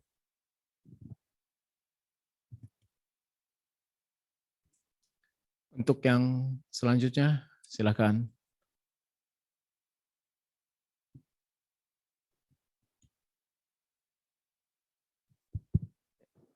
Terima kasih Pak. Izin perkenalkan diri, nama saya Muhammad Abil Dewa Pratama, mahasiswa HI semester 6. Saya ingin bertanya, untuk BDF sendiri kan itu ada fokusnya kepada pengembangan demokrasi, hukum HAM, equality, serta betul respect. Apakah mungkin di masa-masa yang akan datang akan ada penambahan misi baru, Pak? Mungkin kita bisa bangun jalin hubungan dengan mungkin seperti green diplomacy atau hal-hal seperti itu, Pak. Terima kasih. Saya tunggu. Ada lagi? Satu lagi? Oke. Lapar. Nanti penanya terbaik dapat komik, dapat masker BDF, sama dapat pulpen BDF. Oh, tuh, makin siang makin banyak loh. Benar. Silakan Nanti Pak. silakan dipilih Bu Rati yang milih pertanyaan terbaik. Oh, Pak Ade. Iya, boleh. Nanti. Yusron mungkin bisa sambil nunggu sesi kedua nanti. Oke, Mas Wisnu, tadi ruang lingkup tema BDF. BDF itu mengikuti konstelasi global yang ada baik domestik maupun di internasional. Kenapa BDF pertama itu kita adakan? Pertama adalah Indonesia saat itu adalah negara yang baru jadi demokrasi. Reformasi 98, dan kita juga nggak yakin apakah demokrasi itu akan bertahan di Indonesia. Sehingga pembahasannya dari 98 baru 2000, setelah 10 tahun baru kita berani menyelenggarakan, atau bukan berani ya, berhasil menyelenggarakan BDF yang pertama. Jadi tema yang pertama adalah demokrasi. Dari 14 tema nanti Mas Danang bisa sampaikan 14 tema yang sudah kita pakai dalam BDF, dan dalam pembahasan selanjutnya mengikuti perkembangan zaman yang ada. 2 tahun terakhir kita selalu bahas kaitan dengan pandemi. Jadi memang tidak melulu hanya isu demokrasinya, tapi bagaimana negara-negara demokrasi atau bagaimana negara-negara home ground diplomasi dapat mengatasi berbagai tantangan yang ada di dunia. Jadi lebih ke isunya lebih ke situ, bukan ke tema-temanya itu nanti akan selalu mengikuti kondisi yang ada, konstelasi global maupun nasional yang ada. Kemarin kita baru bikin pertemuan, jadi kita undang semua diplomat muda yang ada di Kemlu ya. Kalau kita sebut diplomat muda itu angkatan-angkatan 41, kayak Mbak Irin ini angkatan 41, angkatan 40, dan juga kemudian ada juga yang angkatan yang baru pulang posting pertama. Kita undang mereka untuk ngobrol. Jadi kita kasih mereka pemahaman dari para ahli-ahli BDF yang sebelumnya menyelenggarakan BDF. Dan kita minta mereka kemarin menyampaikan usulan kepada Kemlu. Yang pertama, relevansi dari BDF itu sendiri. Kedua, tema apa yang kita ambil untuk tahun ini. Dan yang ketiga adalah bagaimana format BDF tahun ini. Karena BDF sendiri sudah melalui beberapa perubahan format. Jadi itu yang kemarin kita lakukan, ketemu dengan para anak-anak muda. Nanti mungkin Mas Danang bisa sedikit sampaikan apa saja usulan dari anak-anak itu, Mas Danang ya. Kemudian tadi membangun kerjasama baru, BDF is open for everything. Nah, inilah salah satu upaya kita bikin BDF ini dari Abel ya tadi ya. Membuat BDF ini kan memberikan sebuah sekaligus platform yang bisa diisi untuk pembahasan berbagai bentuk kerjasama. Tadi di awal kan saya bilang pada awalnya BDF itu pada saat masih pertemuan fisik itu ada sesi yang kita sebut bilateral meeting gitu, ada pertemuan antar negara, antar menteri satu negara dengan negara lainnya dalam suasana lebih informal. Beda misalkan kalau kita pertemuan dalam pertemuan PBB gitu kan, UN itu kan kunjungannya sudah resmi. Nah, biasa mereka bikin satu pertemuan bilateral antar satu negara dengan negara lainnya atau antar Indonesia dengan negara lainnya. Nah, di BDF itu juga kita fasilitasi hal seperti itu. Nah, pembahasannya itu bisa berbagai macam, bisa everything under the sky bisa dibahas oleh mereka gitu kan. Nah, jadi itu tidak tertutup kemungkinan tema-tema baru, pembahasan baru, kerjasama baru di BDF itu bisa kita kembangkan. Mungkin Mas Dalam bisa sampaikan tema-tema BDF yang selama ini dari 1 sampai 14 buat informasi kawan-kawan saja. Baik, terima kasih Bapak. Terima kasih pertanyaan teman-teman. Mas operator mungkin sambil ditampilkan yang slide ke-10 kalau masalah. Nah, itu dia. Tema-tema yang sudah kita buat dari BDF 1 sampai BDF 14 ada di situ semua ya. Kalau dilihat semuanya berhubungan dong sebenarnya. Itu ada benang merahnya semuanya. Jadi beberapa hal yang kita pertimbangkan ketika kita membuat sebuah tema BDF itu, pertama, bahwa tema itu bisa apa aja. Tema itu bisa apa aja. Bisa seliar apapun gitu. Tetapi kita harus ingat bahwa ini forum pemerintah. Tapi kalau teman-teman nih menilik yang pilar BCSME misalkan, oh itu liar sekali, lebih liar lagi gitu ya. Karena mereka adalah orang-orang yang sangat vokal dan kritis ke pemerintah. Tapi kita lihat PDF-nya sendiri ya, tema utamanya. Nah, pertama itu harus ada benang merahnya antara satu dengan yang lainnya. Karena kita akan mengerucut pada kesimpulan-kesimpulan yang merupakan rekomendasi dari BDF sebelumnya. Kemudian kita juga sebagai forum yang terakhir di tahun itu, Desember ya, selain kita juga mendekat ke Hari HAM Dunia yang kita simbolis ya, itu juga kita merangkum semua diskursus demokrasi yang ada di seluruh dunia. Apa yang sudah dilakukan oleh forum-forum demokrasi di seluruh dunia, kita akan rangkum di situ. Apa yang terjadi di seluruh dunia dalam setahun itu, kita akan rangkum di situ. Serta apa yang menjadi tantangan dari demokrasi ini. Misalkan demokrasi ini kan tantangannya kemarin ketika kita pandemi, terutama pandemi ya, tetapi sebelum pandemi ini apa tantangan demokrasi? Oh ternyata regresi demokrasi. Banyak regresi demokrasi yang terjadi di dunia ini ya. Jadi tantangan-tantangan itu yang kita berusaha untuk jawab melalui BDF ini. Tantangan apa yang dialami oleh negara secara sistem demokrasinya maupun yaitu tantangan lainnya ya seperti ekonomi dan sebagainya kan yang namanya pandemi itu kan kemana-mana ya, ke ekonomi juga ke sosial. Makanya kita ada economic dan social justice. Kenapa? Ekonomiknya jelas, karena sosialnya, ternyata banyak yang namanya diskriminasi dan sebagainya. Itu kita coba angkat di situ. Jadi kita berusaha menjadi forum yang menjawab pertanyaan-pertanyaan yang mungkin tidak ditanyakan oleh forum lain dan juga merangkum dari pertanyaan-pertanyaan itu. Itu topiknya. Artinya bisa apa aja sih. Nah untuk yang apakah ada penambahan misi? Well, demokrasi itu adalah working in progress, Mas. Artinya demokrasi itu nggak final sampai sini. Dia bergerak terus. Itu sesuatu barang yang hidup gitu. Jadi kita tidak bisa bilang bahwa ini sudah selesai atau cukup dengan ini, enggak. Pasti akan berkembang lagi. Jadi penambahan itu akan sangat mungkin sekali. Yaitu tadi, selalu berkembang kan. Demokrasi yang dulu mungkin tidak membicarakan mengenai pandemi atau apa. Ternyata kita harus membicarakan itu. Demokrasi yang lama mungkin lebih terfokus pada sistem pemerintahan. Oh ternyata enggak. Youth harus masuk di situ. Civil society media mau nggak mau mereka intinya dari kebebasan berpendapat harus masuk di situ kan. Kemudian juga ekonomi loh. Ternyata ekonomi juga sangat berpengaruh sama demokrasi. Makanya kita bahas juga di situ. Gitu ya, mungkin bisa menjawab. Kalau nggak puas berarti nanti kita pertanyakan lagi. Kita komunikasi lagi. Oke. Sementara itu, Bapak. Terima kasih. Buat yang partisipan yang di Zoom, mungkin ada pertanyaan. Ini juga kesempatan. Silakan, Resen. Tolong, Dik. Bagi teman-teman yang di rumah, silakan. Yang lagi nunggu maghrib di rumah, silakan bertanya.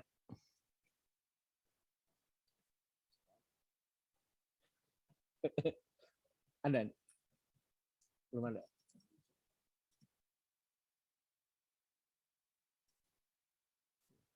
Ada lagi? Kira-kira saya kasih kesempatan 2 lagi. 1 buat yang belum ya tadi? Belum. Oke, 2. Silakan.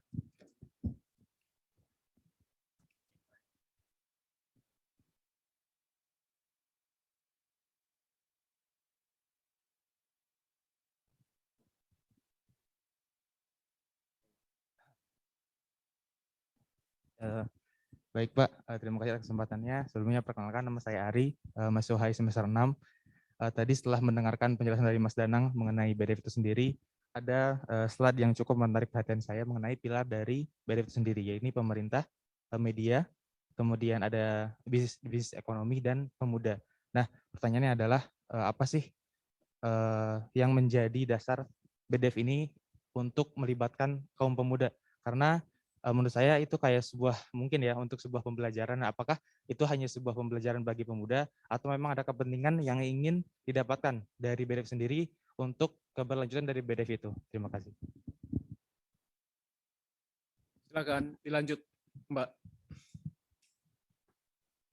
Sebelumnya terima kasih Pak untuk kesempatannya. Perkenalkan, nama saya Sabrina Nisa, mahasiswi HI UMY semester 6. Di sini saya ingin bertanya cenderung ke tadi Pak, di 5 cara diplomasi publik, yang poin kelima yang international broadcasting, itu kan apa yang saya tangkap tadi bahwasanya Indonesia ini belum berhasil melaksanakan langkah yang ini ya Pak gitu. Pertanyaan saya adalah sebenarnya langkah apa saja yang sudah dilakukan atau diupayakan pemerintah Indonesia untuk memenuhi cara ini, dan jikalau sampai saat ini belum berhasil, kira-kira ke depannya ada prospek apa gitu atau langkah apa yang sedang diusahakan untuk mencapai itu. Terima kasih Pak. Tunggu, Pak Yusron.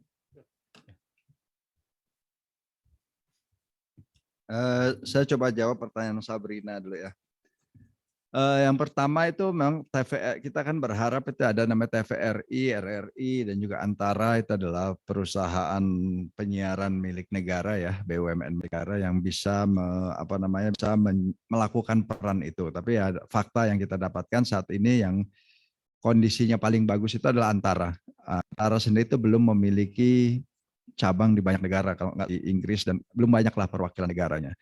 Jadi mereka membuat berita yang untuk dimasukkan, dan juga jualan berita Indonesia. Paling tidak kalau informasi yang saya dapat karena penjualan beritanya itu cukup baik gitu kan. Banyak TVRI, RRI memang belum sampai ke tahap situ. Nah kemarin itu Southeast Asia Today itu salah satu siaran TV yang dikelola, yang dimiliki oleh PT Telkom. Mereka juga sudah punya rencana untuk go global. Jadi kemarin itu sudah kita hubungkan dengan yang namanya Singapura, untuk ke Singapura dan ke Malaysia. Mereka mau mulai supaya siaran mereka ada di kabel TV, kabel TV di Malaysia dan di Singapura. Nah ini sebuah langkah awal yang positif ya, karena memang kita akan mulai dari one step ahead. Kalau si Today ini berhasil nanti masuk ke Singapura dan Malaysia, artinya sudah akan ada satu channel premium TV Indonesia yang bisa masuk di saluran di cable channel TV di negara-negara sahabat. Dan kedepannya memang mereka sudah menargetkan beberapa negara lain. Nah ini sesuatu yang perlu disambut positif ya Sabrina ya, karena ya inilah yang kita inginkan. Melalui saluran TV ini yang bisa membuat pengenalan terhadap Indonesia itu menjadi lebih luas lagi. Kalau tadi Abel menanyakan maaf yang tentang kenapa ikut serta, kenapa ada. Ya itu tadi, karena ini adalah sebuah forum inklusif, kita harus bisa melibatkan berbagai pihak. Kalau hanya government saja yang bicara, artinya adalah informasi yang didapatkan oleh, kalau namanya siapa? Ari. Kalau Ari tahu, pembahasan yang paling galak di BDF itu adalah pembahasan yang namanya Bali Civil Society and Media Forum. Itu pembahasan yang obrolannya paling liar, yang paling bebas, yang bisa ngomong apa saja, ngeritik apa saja. Ya maklum media dan civil society. Tapi ya memang tetap di situ kita perlu, disitulah kita bisa mendapatkan input-input yang berharga buat pemerintah. Apa sih, jadi jangan pemerintah cuma merasa oke, kita udah cukup baik, udah bagus dan lain sebagainya tanpa kita dengarkan saran dan masukan dari berbagai pihak. Nah itulah kita juga ingin mengajak pihak-pihak tersebut, pemuda, kemudian kita juga ingin mengajak pemuda dan pelajar, dan juga tadi itu Bali Civil Society and Media, dan yang terakhir adalah ekonomi, bagaimana keinginan dari para pelaku ekonomi. Nah, ekonomi sendiri adalah pilar yang terakhir yang kita bentuk ya. Karena dulu itu kita mengikuti keinginan dari Pak Presiden Jokowi, fokus beliau adalah di ekonomi, sehingga kita merasa perlu untuk memasukkan pilar ekonomi. Ini baru tahun berapa, Nang? Pilar ekonomi baru di tahun 2019. Baru di tahun 2019, atau baru sebelum pandemi, pilar ekonomi itu masuk di sini. Sebelumnya hanya ada 2 pilar, atau kalau pilar pemerintah otomatis ya, government itu otomatis, jadi baru tambahannya baru Bali Civil Society dan Bali Student Conference. Intinya adalah itu tadi, kita mau inklusif yang melibatkan banyak pihak, sehingga informasi, sehingga berbagai isu yang dibahas itu bisa mencakup keseluruhan, tidak hanya satu pemerintah. Di situ juga nanti biasanya civil society dalam diskusinya, kemudian ada namanya tadi Mas sedang sampaikan cross panel discussion itu, di situlah biasa saling serang itu biasa. Ngapain sih pemerintah begini, kami dari civil society maunya begini. Nah itu hal-hal yang biasa yang dilakukan. Dan perang antar negara di BDF juga itu pernah terjadi, kayak kemarin ada satu negara ngomong A, kemudian negara lainnya protes, mereka minta ROR, padahal kan kalau di ROR itu right of reply ya, kalau di BDF itu nggak ada ROR gitu kan, silakan aja mau ngomong. Jadi itu isu seperti itu sering ramai terjadi di BDF, tapi ya itulah seninya BDF. You can talk anything, tadi konsepnya adalah Chatham House Rule. Apa yang dibahas di situ ya silakan mau ngomong apa saja, nggak boleh keluar dari ruangan itu. Jadi hal seperti itu yang biasa dilakukan di BDF. Dan kenapa juga BDF itu masih bisa bertahan, masih bisa. Ini saya cuma mau sampaikan ya, ada penelitian terbaru itu indeks demokrasi di seluruh dunia itu mengalami penurunan yang cukup drastis, termasuk Indonesia ya. Indeks demokrasi kita itu mengalami penurunan. Jadi saya itu ditanya sama beberapa orang, ngapain kita punya BDF? Kalau indeks demokrasi kita turun.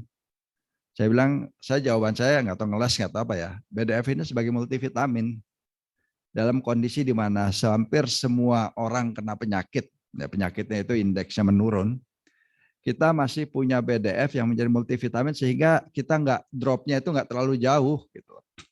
Kalau kita nggak punya BDF, mungkin penurunan angka demokrasi kita lebih anjlok lagi. Tapi karena kita masih ada BDF, kan biasa penilaian indeks demokrasi itu akan dilihatkan sistem pemilihan, apakah mereka punya forum. Nah, adanya forum internasional kan satu poin tinggi kan, yang itu akan mempengaruhi penilaian lainnya. Jadi kami vaksinnya lah gitu sekarang. Kami selalu bilang bahwasanya BDF itu adalah multivitamin vaksin dari demokrasi kita.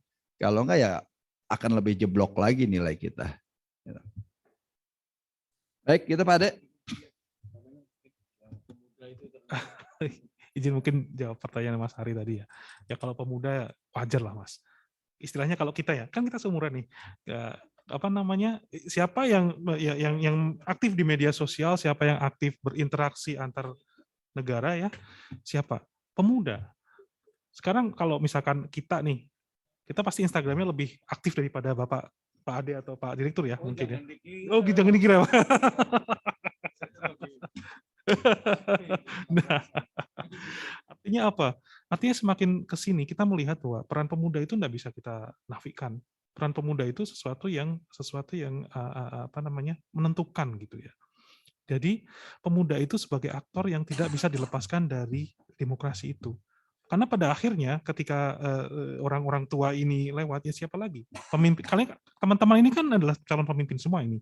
The world is in your hand. Nonton Scarface nggak? Nah kayak gitu. Jadi intinya adalah teman-teman ini adalah calon pemegang tongkat estafet pemajuan demokrasi berikutnya gitu. Bukan di bapak-bapak ini lagi gitu, lama-lama gitu kan. Di kita gitu. Biar tetap seumur.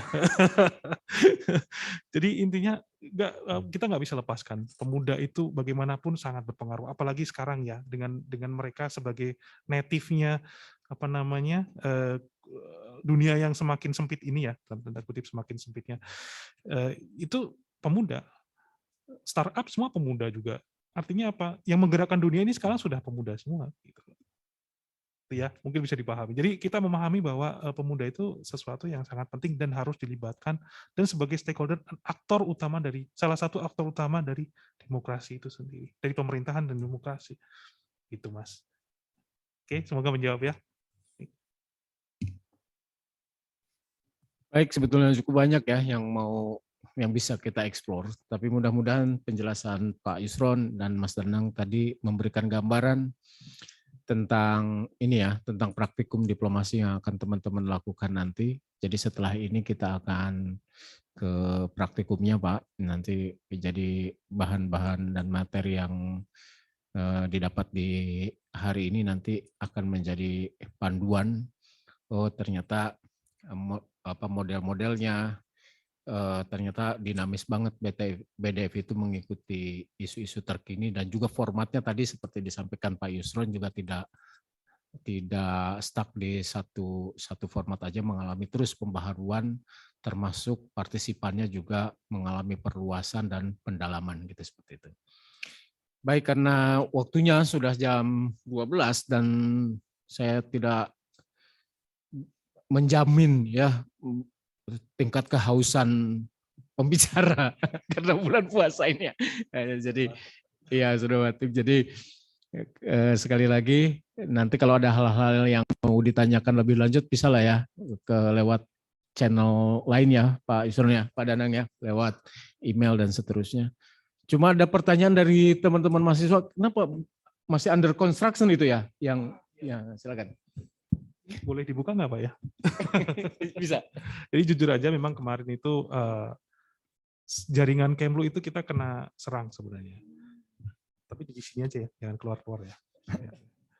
Dan situs BDF ini kan jadi salah satu jaringan di situ ya. Jadi kita sedang melakukan perbaikan bertahap lah. Dan sudah baik beberapa. Nah, memang kayak yang BDF ini sedang kita lakukan perbaikan. Jadi mohon bersabar. Kalau memang butuh nanti bahan-bahan, monggo nggak apa-apa kontak ke saya saja. Nah, semoga kalau ada bahannya saya bisa bagi sementara ya sebelum apa namanya. Oh iya. Oh iya, nanti kita umumkan dalam waktu dekat, Pak. Ya, siap, Pak. Kita push lagi. Boleh? Boleh. Boleh. Boleh. Hadiahnya kurma, Pak. Hadiahnya kurma. Oke. Rin, minta itunya, Rin. Goodie bag-nya. Oh, ada ya? Wah, ini bagus-bagus nih, teman-teman. Ada kaos, ada sepatu, sneaker juga ada. Oh, ada takjil, ada takjil. Takjil ada. Ada. Bisa takjil. Oke. Silakan Pak Danang.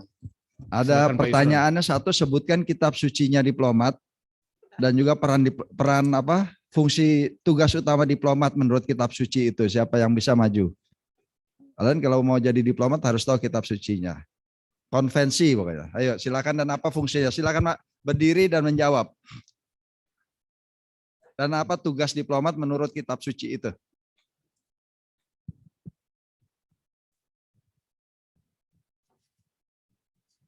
Baik, terima kasih banyak Pak atas kesempatannya. Mohon dikoreksi jika saya salah dan kalau salah nggak dapat hadiah. Oh iya. Kitab dari diplomat itu adalah Konvensi Wina yang berisi bahwa tugas seorang diplomat adalah. Konvensi Wina ada banyak. Aduh, lupa nih tahunnya karena banyak. Nah ini dapat gagangnya aja kalau nggak tahu. Gagang ini aja.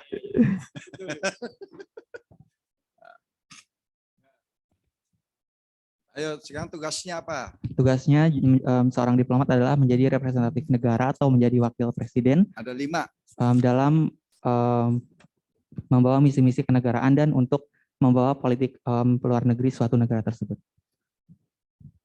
Ada 5. Maka hadiahnya keren jadi 5, banyak.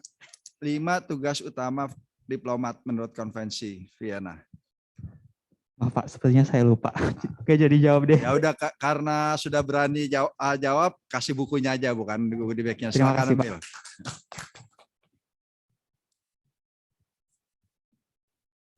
Yang bisa menjelaskan lebih detail, silakan angkat tangan.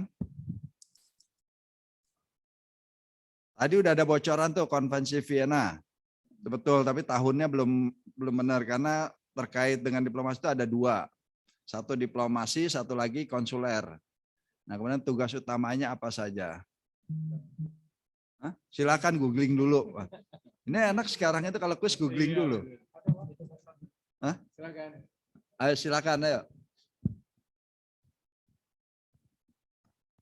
Ya baik Pak, sebelumnya terima kasih Yusuf tadi sudah sedikit mengingatkan saya. Jadi untuk konferensi Wina sendiri ini kalau tidak salah tahun 1961 ya Pak ya. Terus? Nah untuk tugas dari diplomat sendiri itu ada 5. Yang pertama adalah tadi saya sedikit mencari Pak. Ah ngebet itu. Ini bukan open book loh. Ada reporting, kemudian juga negotiating, maksudnya promoting, managing, sama representing. Mungkin dari kelima hal tersebut adalah gimana ya, tugas-tugas diplomat itu sudah tercakup dalam 5 hal tersebut, bagaimana diplomat menjadi representasi negara yang diwakilkan di negara lain, kemudian bagaimana promosi satu negara terhadap negara lain, dan begitu pun selanjutnya Pak, seperti itu. Oke, nggak apa-apa lah, nyontek juga boleh. Ayo silakan. Itu tadi tugas diplomat. Kitab sucinya ada Konvensi Vienna tahun 61, dan kalau untuk konsuler itu tahun 63. Tugas utama diplomat tadi adalah representing, protecting, reporting, negotiating, dan juga promoting. Itu yang harus dilakukan oleh diplomat. Tadi saya sudah bicara mengenai perlindungan WNI di luar negeri, yaitu protecting, bagaimana kita mewakili negara. Oke, pertanyaan selanjutnya, Danang, ada pertanyaan? Satu aja. Nanti Pak Ade juga boleh nanya. Ini pertanyaan gampang banget. Jadi siap-siap ya tangannya. Sebutkan 4 pilar BDF.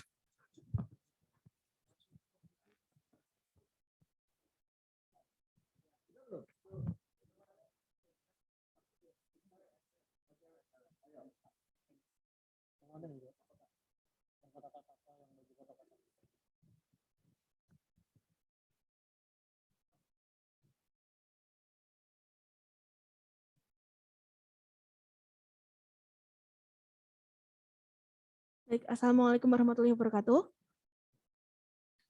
Baik, terima kasih untuk pertanyaannya.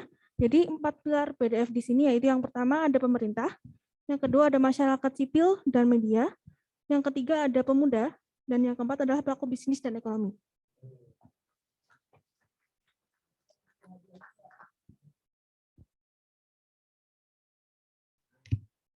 Sedikit membenarkan ya, bukan masyarakat sipil tapi masyarakat madani ya. Civil Society Organization, CSO ya maksudnya. Terima kasih. Giliran saya ya. Saya punya kuis nih. Pilihan ganda ya kalau saya ya. Pilihan ganda loh ya. Apa menu makanan favorit Ibu Menlu berikut ini? Pilih salah satu. 1, arem-arem. 2, kerupuk. 3, bakwan. Ayo. Gampang saya. Loh. Iya. Ada loh. Ada kan makanan favorit Bu Menlu kan? 1, arem-arem. B, kerupuk. C, bakwan. Ayo.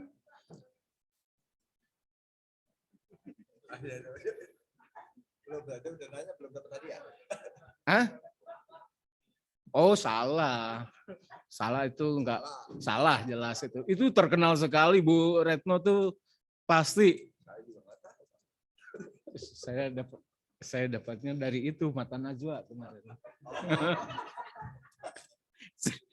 Silakan.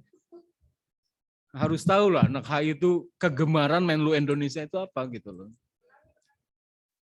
Apa kesukaan kudapan Ibu Menlu Republik Indonesia? A, saya lupa tadi satu. Arem-arem. B, kerupuk. C, bakwan. Nah. Ayo. Oke.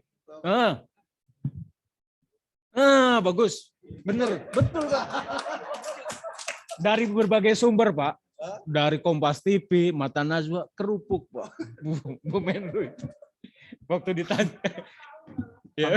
Pantas di kantor Menlu ada itu Pak, wadah kerupuk itu. Iya, betul. Di kantornya itu pasti ada kotak kerupuk gitu. Iya, jelas. Berarti mau kasih kuis? Nih.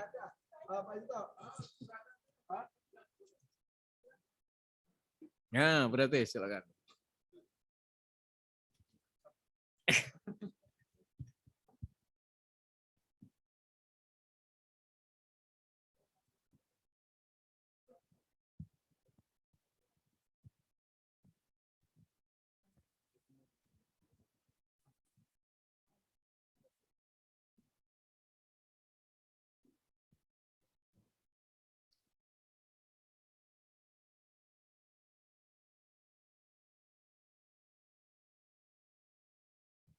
Pertanyaan terakhir ya Pak ya. Oke, pertanyaan terakhir saya, mengapa BDF diselenggarakan di Bali?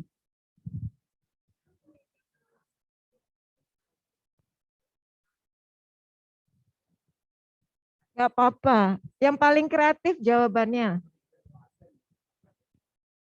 Ini saya ingat dulu cerita Pak Aziz. Mengapa BDF diselenggarakan di Bali?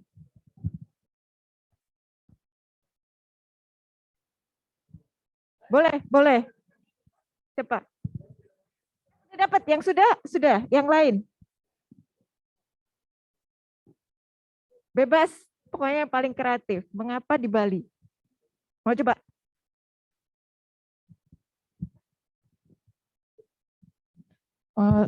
Mungkin aku mau coba jawab pertanyaannya. Jadi kenapa diselenggarakan di Bali? Mungkin karena Bali salah satu yang dikenal oleh masyarakat luar, kayak kalau ditanya Indonesia pasti Bali, dan mungkin menjadi salah tempat pariwisata terbesar juga di Indonesia. Gitu.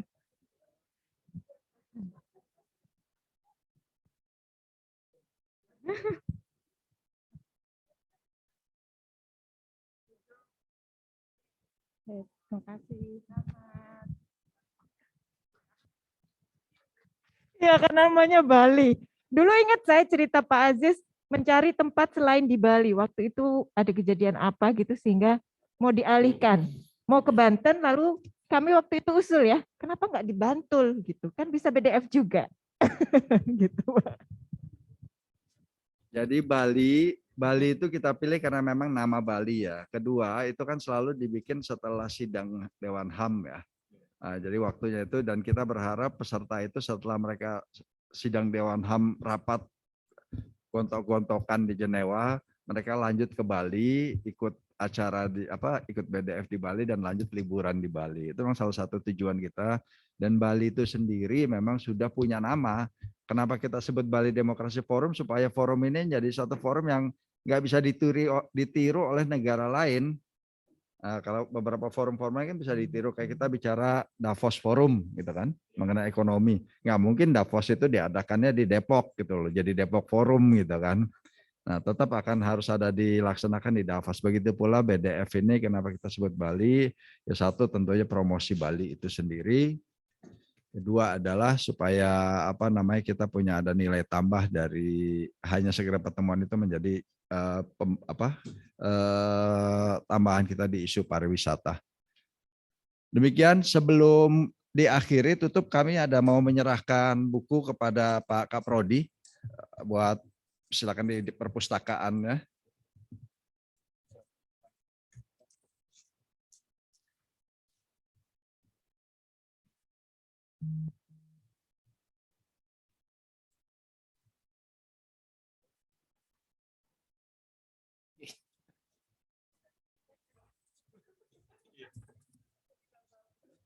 Sebentar.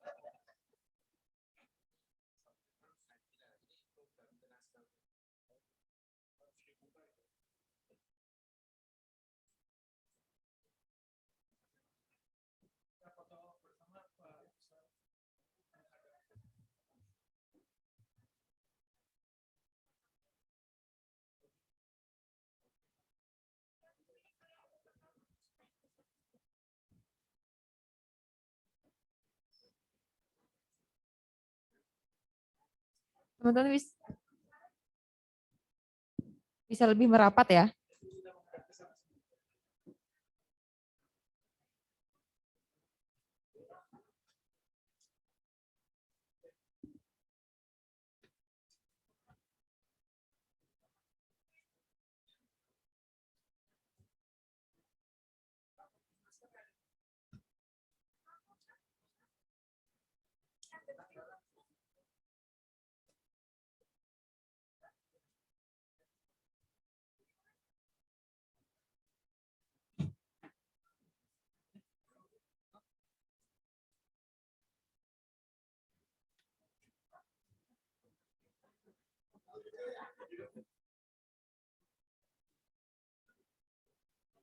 Yang di sini agak pindah di kanan,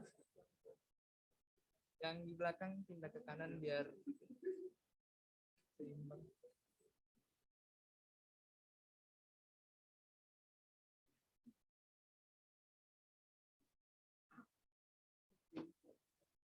Satu, dua, tiga. Satu, dua, tiga.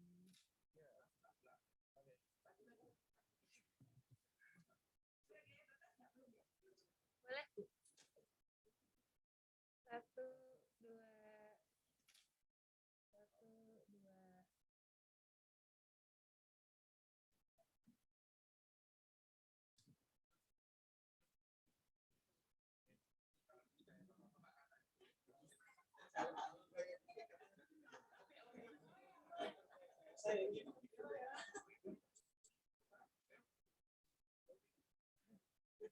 Satu, dua. Satu, dua, tiga.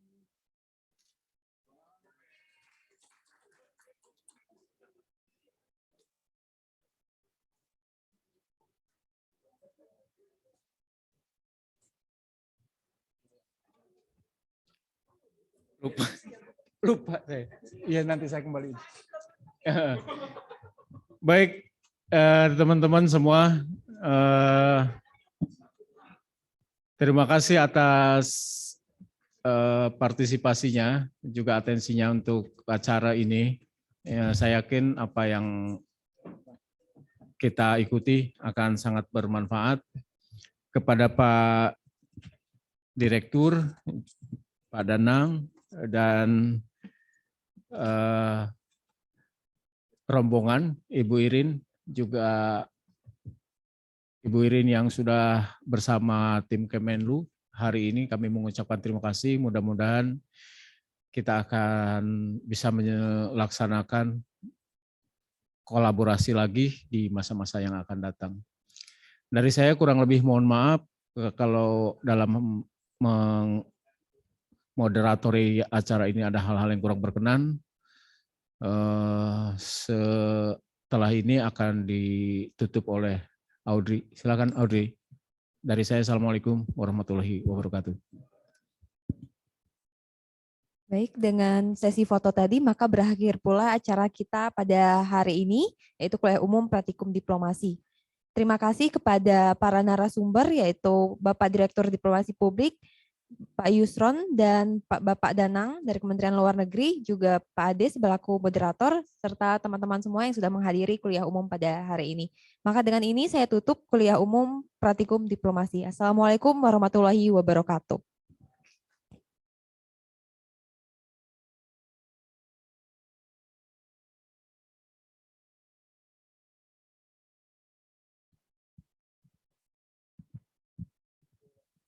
Ya, terima kasih teman-teman untuk partisipasinya di kelas hari ini di kuliah umum. Jadi untuk kelas besok tidak ada ya, berarti karena sudah kita selenggarakan hari ini. Nanti minggu depan kita akan mulai masuk ke pembahasan PDF. Monggo teman-teman dipelajari lagi materi yang sudah disampaikan Pak Direktur sama Pak Danang juga. Jadi nanti minggu depan mungkin rencananya awal minggu kita akan bagikan country allocation teman-teman. Jadi nanti teman-teman sudah mulai riset ya. Misalnya nanti siapa mendapatkan negara apa, posisi demokrasinya seperti apa. Nanti kita akan diskusikan itu di pertemuan hari Kamis minggu depan.